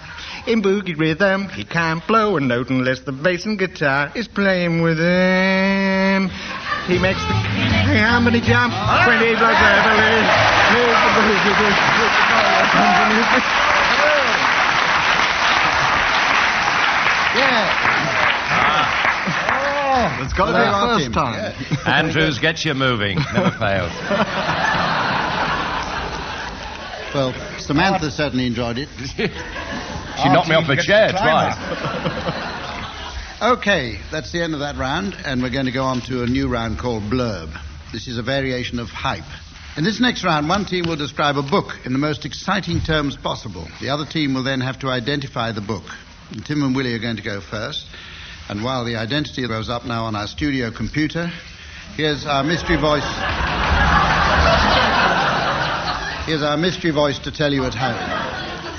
The London telephone directory, E to K.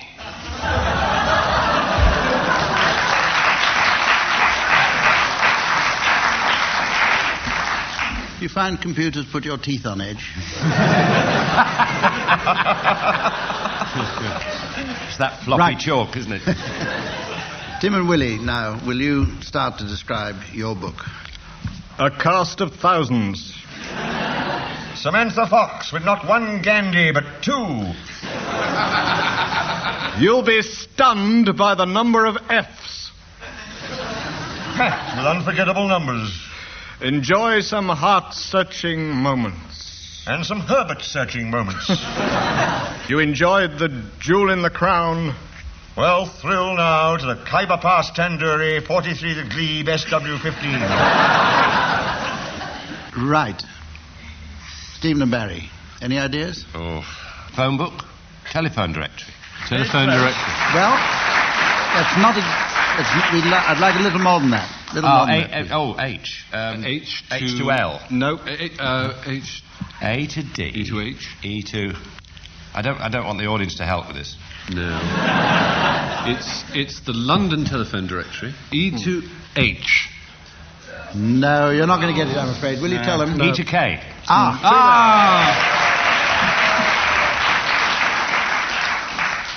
Too late. Okay, well now, Stephen and Barry, it's your turn to describe a book. It's going up on our computer, and here it is for you at home. The Oxford English Dictionary. So it's gone up on the board, and the mystery voice has told you at home. Incidentally, those of you who've written in asking for the identity of the mystery voice, it will be announced at the end of the century. Will you start describing now, Stephen and Barry? This book has it all. Adultery. Bestiality. Fornication. Greed. Passion. Pride. Aversion. Sadism. Tenderness. Savagery. Raffia work.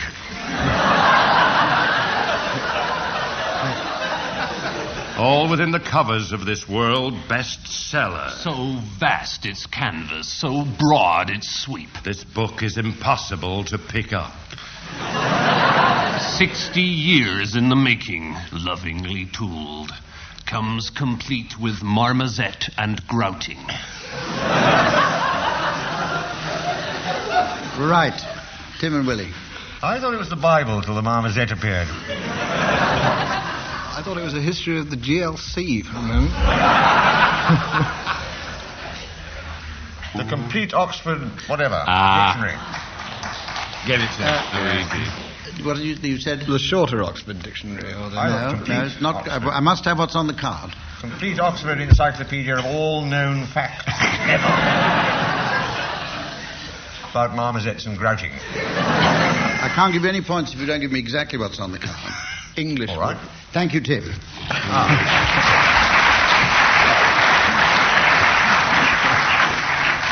Nobody got any points from that round. We go on now to restaurant jargon. I shall be asking our teams for some restaurant jargon and what it really means. Free for all this. Anybody can start. Soup of the day. They don't tell you that the day was March the 18th, 1943. Dawn picked mushrooms. Dawn picked them, God knows when. Good evening, sir. My name is André. Means my name is Neville, and I was born and raised in Catford. Chef special? No, he's not.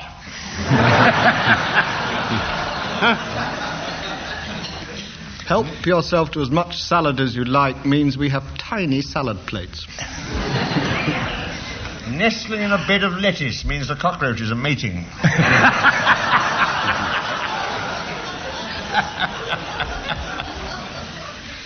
Waitress service means that's her praying in the corner.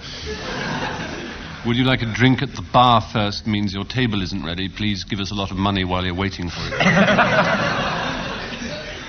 Which wine did you say again, sir? Means I'm going to pretend I didn't understand your French accent just to embarrass all your friends. Number 23, please. They never tell you that the chef's speciality has had him bound over twice.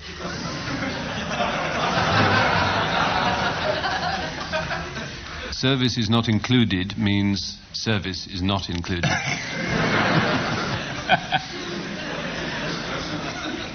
Chef has asked me to say that he particularly recommends the turbot. Means if we don't shift that turbot by tonight, we'll have to throw it out.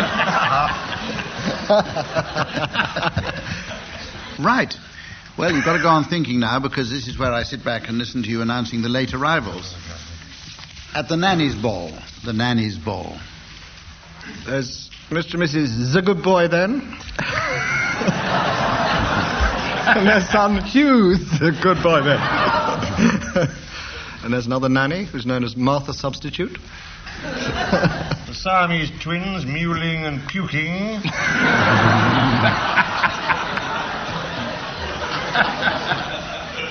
Together with their little friend, the baby guitarist, Segovia Shirt. Sometimes he plays a baby sitar, but he's a baby guitarist. It's the Ittelmites. And her baby son, poor little mate. We welcome our Arab friend, Sheikh Rattle. And the out the Nins with their daughter Bet out the Nin. Oh, there's a nanny having trouble with Jerry. I think he's a little potty. Mr. and Mrs. Section and their imperial son, Caesar Ian.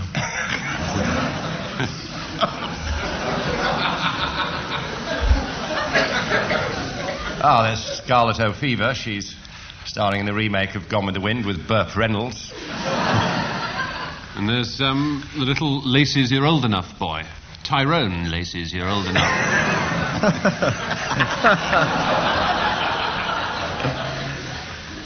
Welcome the Irish footballer, Patrick Dermot Attrition, better known as PDO Attrition, dribbling around the room.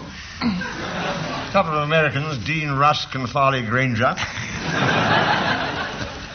That's a very anxious father from Golders Green. There's Mrs. supposed to be sick every 3 hours, and her husband, is he supposed to be sick every 3 hours? Mr. and Mrs. It's Your Turn and their son Hugo, It's Your Turn. The Bulaters and their son Priam. There's Wendy House. Oh, there's the Spender Penny Miss daughter, Anita Spender Penny Miss. And her friend Justin Time 2. 3 West Indian fast bowlers with their speedy hat-tricks. From America, Di Purr. Also from America, one of the Him Under the Chins. Chuck Him Under the Chin. You can have a surfeit of wit. Well, it's time to bring the programme to a close now. Goodbye from all of us, and we'll see you next time.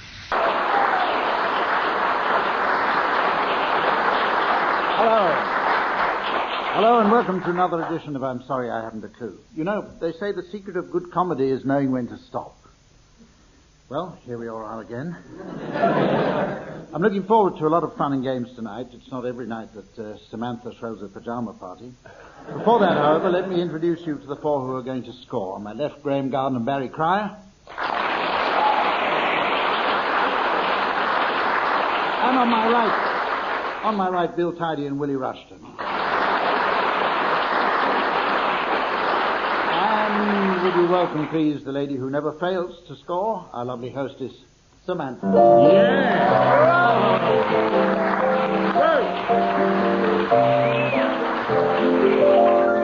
We're going to start this show with a game of famous first words. Teams, can you suggest what might have been the first utterances of some famous and talented people? Or Edwina Curry. Bill, will you start? I'll be delighted to, sir. I was thinking of the architect of the horrors of the Spanish Inquisition, Thomas Torquemada, who said, "Still won't confess, eh? Well, we'll try that again." Barry.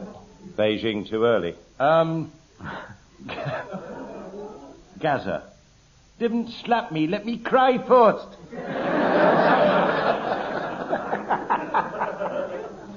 Willie. In similar vein, George Bush.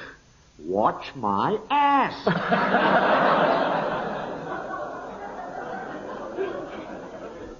Graham. Clint Eastwood. Go ahead, punk. Cut my cord. Right, do you want to have another go, Bill? Yeah, Harry. I didn't pick too soon. I'm holding this one back. Harry Houdini. Ta-da!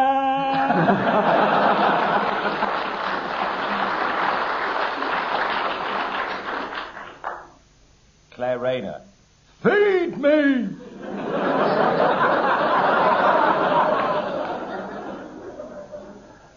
Any more, Willie? Norman Lamont. I can only come out in the hours of darkness.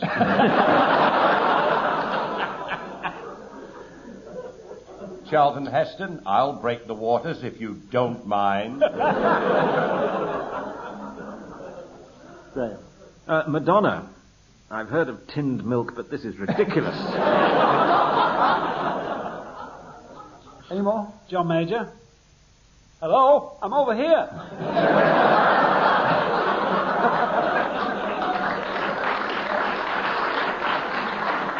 And Bill Tidy roars into the lead. It's music time again now, and I use the phrase in its broadest sense. It's a game called Just a Minute. This is based, of course, on the popular radio show, The Financial World Tonight. Teams, I'm going to ask one of you to sing me a song without hesitating, repeating yourself, or deviating in any way. An implausibly tall order, I know. But a member of the opposite team can challenge by buzzing, and if I uphold that challenge, he takes over the song. The winner is the first person to have painted my flat by next Tuesday. Graham, I'm going to ask you to start. The song is My Bonnie Lies Over the Ocean. Thank you. My Bonnie lies over the ocean, so far so good. That dear one of mine is recumbent across the sea.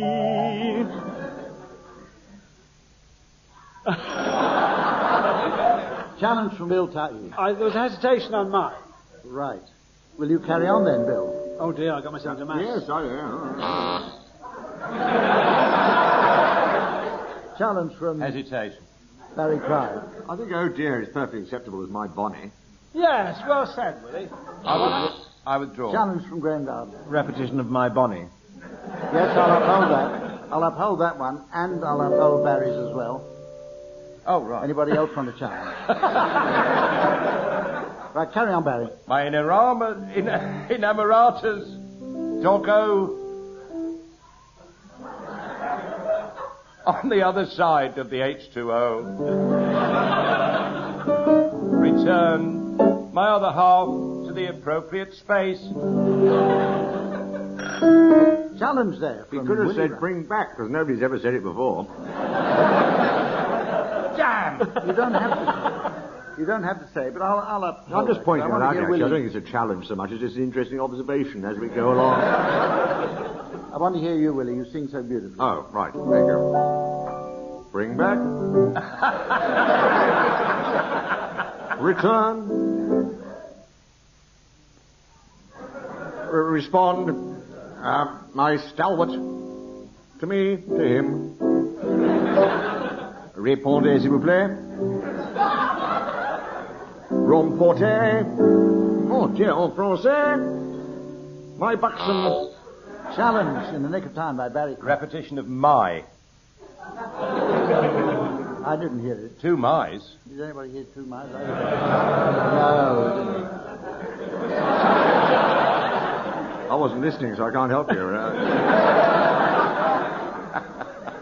Carry on. Oh, Willie. blow ye wind across the water. Oh. Challenge from Bill Time. You're not meant to challenge your own. I know, but repetition of... It's all one. Go on, Bill. A resuscitate the howling tempest, sobre il mare. Et tu Brutus porter per me my inamorata. No, inamorata's been done. Inamorata. Can't challenge myself. Oh, I wish you would. Is that the end of the song? Oh. Graham, we haven't had enough of you. Will you try and win a point? Right. Bring back, oh, bring back my Bonnie to me. It's there if you look for it. Break. What? I didn't see a challenge. My buzzer thing here didn't light up. Because I've unplugged it. Go on, finish the song. Otherwise we'll never get it. Oh, bring back my Bonnie to me.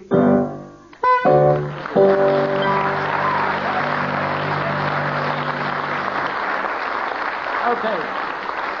Now, team, Samantha and I would like you to tell us a bedtime story. In the course of the story, you'll hear some very strange noises. Don't worry, it's only Colin Sell practicing. You should incorporate each noise into the narrative, and after each noise, the story changes hands. I'd like you to tell me the story of Little Red Riding Hood. Willie, will you start, please? What was I do with the story of Little Red Riding Hood? Once upon a time, Little Red Riding Hood was at home, doing nothing. The mother, I think it was, Mrs. Hood, said, look here, Red Riding, Here's a basket containing various objects. I'd like you to take this over to your granny's. So out of the door she went, skipping happily.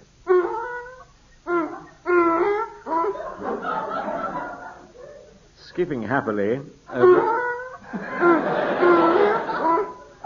over a flock of pet geese who were crossing her path. As Little Red Riding skipped happily through the wood, she began to wonder precisely what was in the basket of goodies that her mother had given her to take to her granny.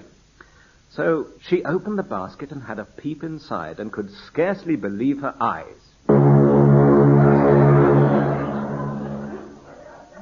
How can I carry a basket weighing 82,000 tons?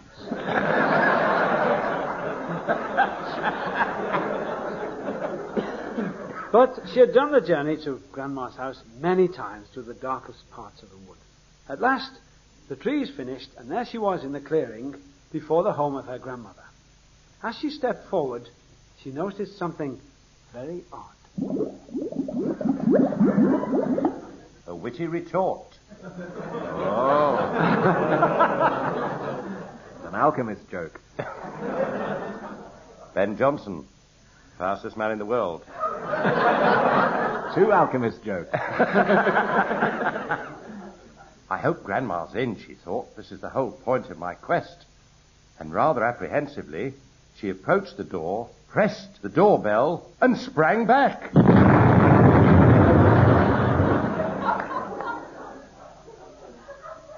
Damn these takeaways, said the wolf.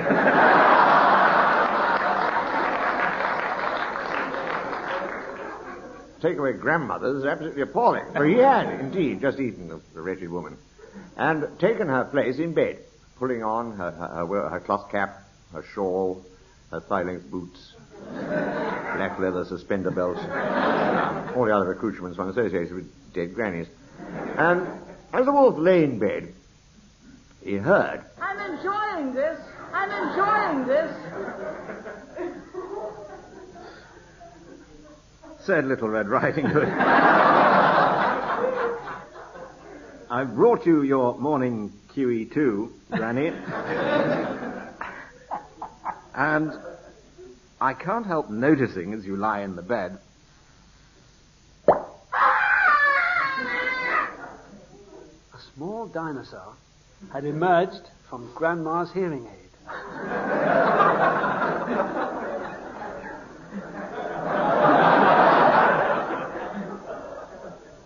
Grandma didn't usually wear a dinosaur. She looked more closely. The wolf leaned forward and emitted a usually strange noise.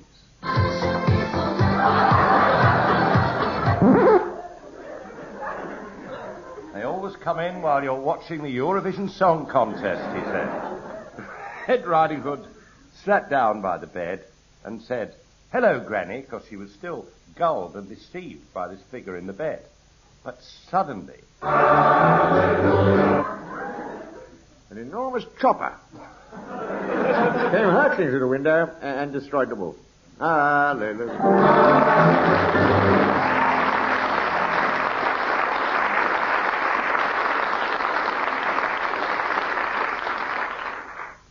You may be wondering what I've been doing for the last 20 minutes.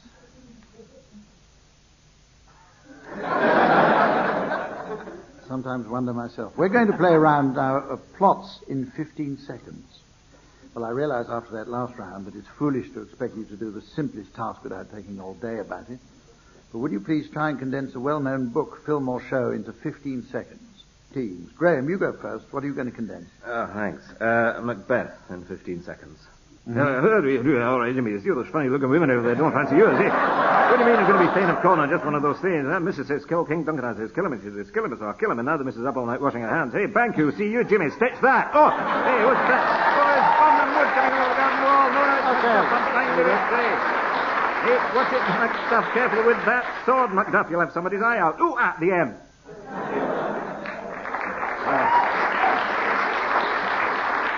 But due to the audience's friendly applause in the middle there, you overran the 15 seconds. Bill, what are you going to condense? Can I summarize before I reveal the identity of my summarization? No. Well, I'm going to. I'm starting now. Ooh, ooh, ooh. Ooh. Ah, ooh. Ooh, ooh. Ah, ooh, ooh, ooh. That was the Pirelli calendar.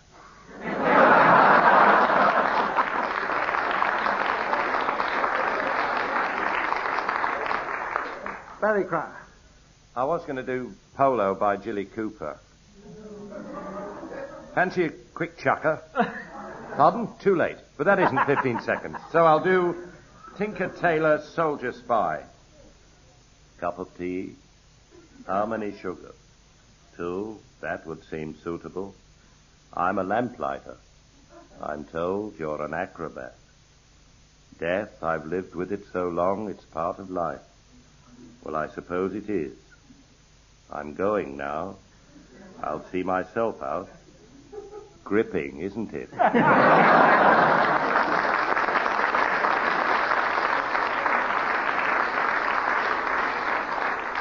Damn sight more gripping than the original. Willie Rustin. Well, I was going to do Sex, Lies and Videotape. Then I realised 15 seconds wasn't long enough for the sex. Then I realised that was a lie. And then I watched it back on the video in slow motion action replay, and I realised it wasn't bad, actually. It was fairly true. Actually takes me about 4 days.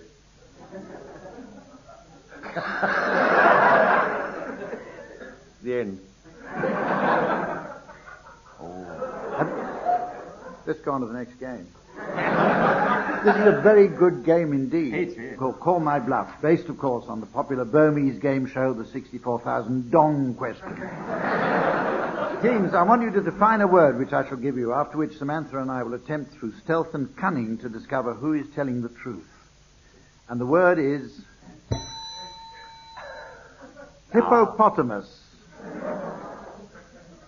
Barry, will you start? This word has manifested itself.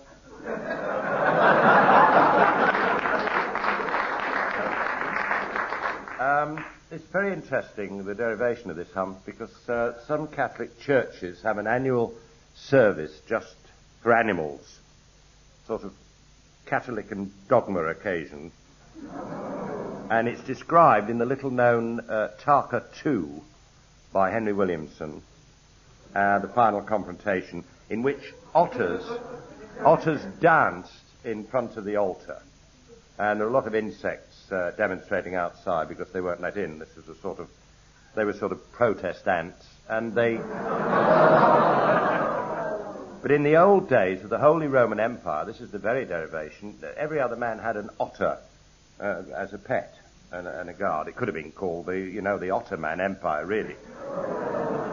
But this is the definition. It's a church service for dancing animals, a hip-hop ottomas.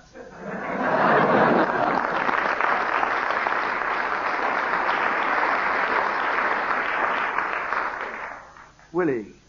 A little-known religious person of the 12th century was one Father O. Thomas, and he worked in Liverpool, but in fact he played midfield sweeper for Everton. And he was sold for a large figure, in fact a massive statue of Pope Pius III, to Vatican City, who were winners of the European Cup since 803 AD. As part of the transfer, he was also made Pope, and the terraces would naturally shout out whenever he got the ball, "Hi, Popo Thomas."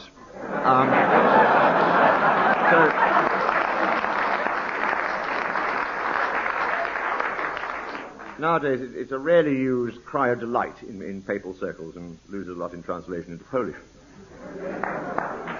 Okay, Graham, what's your definition?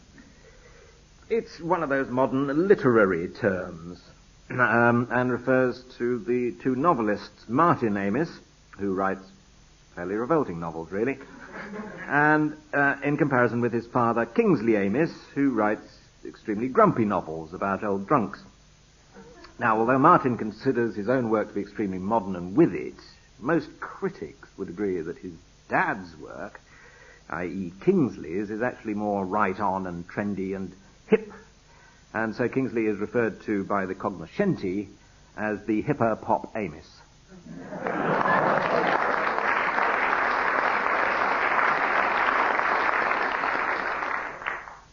Okay, Bill. That's fairly convincing, but the proper and true definition of this word is it's a new word just accepted in the Oxford Dictionary. It's a modern German-American Meccano word used in most criminal subcultures. It's broken up actually into 4 pieces, as most German words are. I mean, who would call a glove a hand shoe? Anyway, hypo as in needle. Hypo, because the proper American pronunciation of hippopotamus. Pot, a new form of injectable grass in a kind of custard flavour. The AM is the time of day when one can best benefit from this injection. And us is for all my good friends out there who can enjoy a good belt of hippopotamus.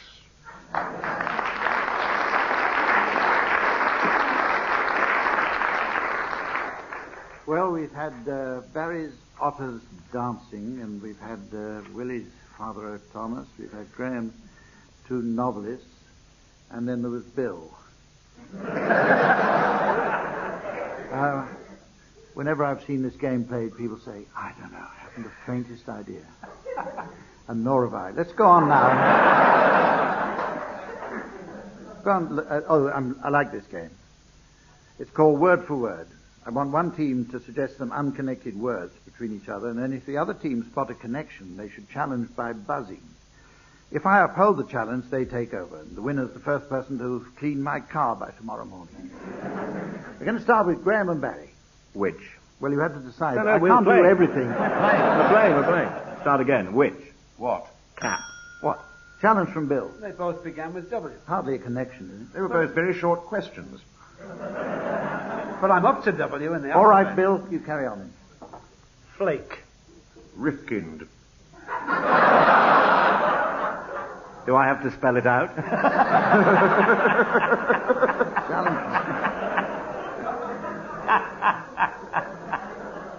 I can't see any connection at all. Oh. Carry on. Bill. Tower. Growth. Fish. Intention. Bucket. Decision. Plank. Monopoly. Mortar. Board. Truck. What did you say? Truck. Driver. Cormorant. Challenge from Graham. I've often seen a bucket on a plank.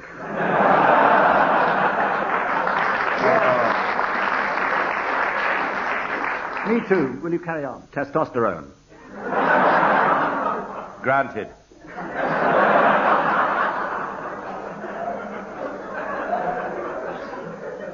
Horse. Cat. Nap. Nod. Blind. Drunk. Omelette. Challenge from Bill. No, that was an involuntary ejaculation, I'm afraid. I'm sorry, it's just the Drinking word omelette. omelette. Omelette does things to me, I'm sorry. Please. Particularly when you're drunk. Now, Carry on, Bill. Oh. Pencil. Technology. Crag. Friend.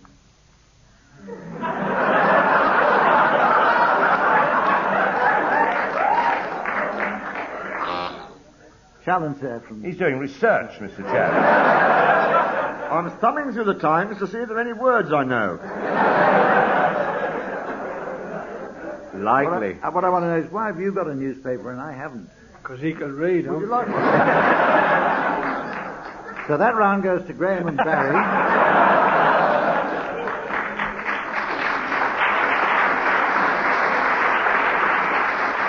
Right. Let's go on now to another musical round. It's called Censored Song.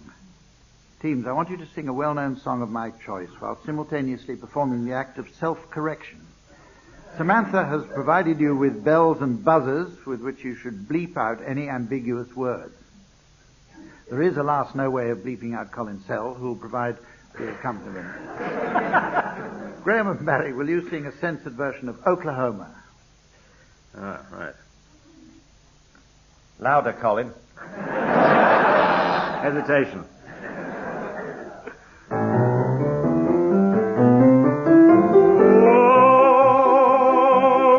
Oklahoma, where the wind comes down shoulder, and the waving can sure smell sweet when the wind comes right behind us.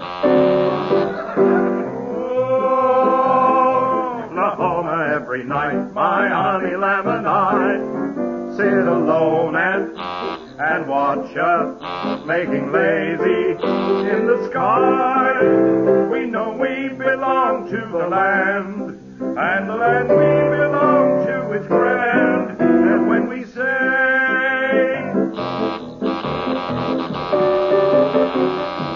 we're only saying you're doing fine, Oklahoma.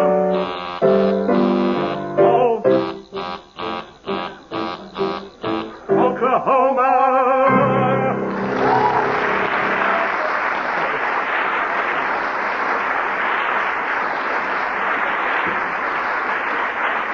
Okay, we're going to Bill and Willie now. Will you sing a censored version of Get Me to the Church on Time?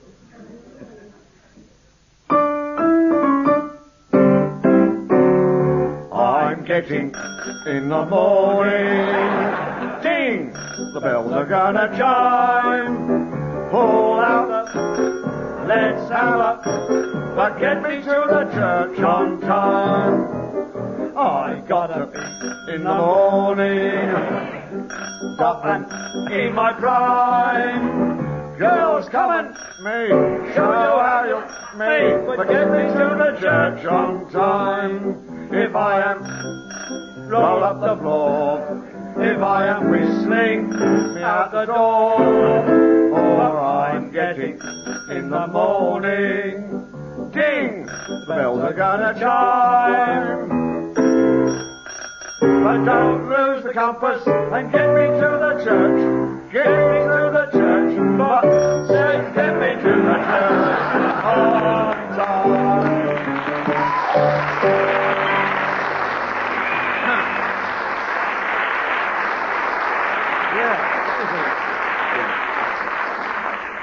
Full marks to Bill and Willie. Well, that's very nearly the end of this week's show, but before Samantha and I go off for a little something before bed, we've just got time for some limericks now. Graham, here's your first line. I was courting a girl from the north. I was courting a girl from the north who in the sack race had come fourth. She had a slight lisp, but her diction was crisp. When she said, "Get your hand out my drawers."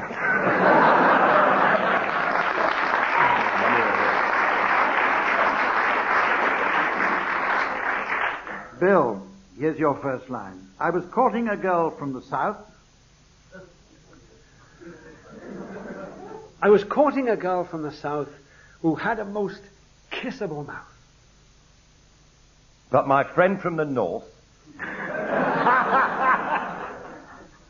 said, "You realize, of course, she's built like the side of a house."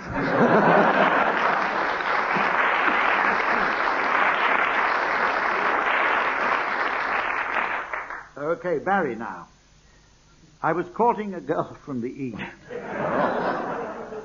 So unpredictable, isn't it? I was courting a girl from the east who was Ipswich's first woman priest. She was tall, blonde, and lissom. And loved exorcism.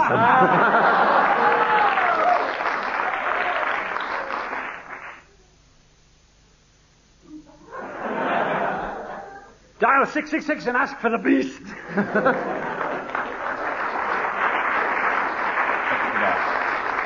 And one more for you, Willie, now. An altogether audience. I was... All together now. Next line. Who had a tattoo on her chest. 'Twas a portrait of Gaza. And each one who has her.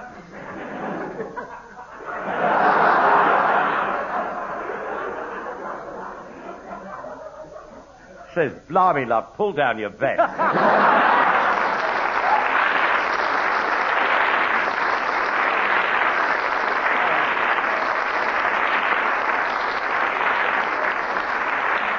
Right, well, that brings us to an end this week's show. Join us again next time, and from all of us, goodbye.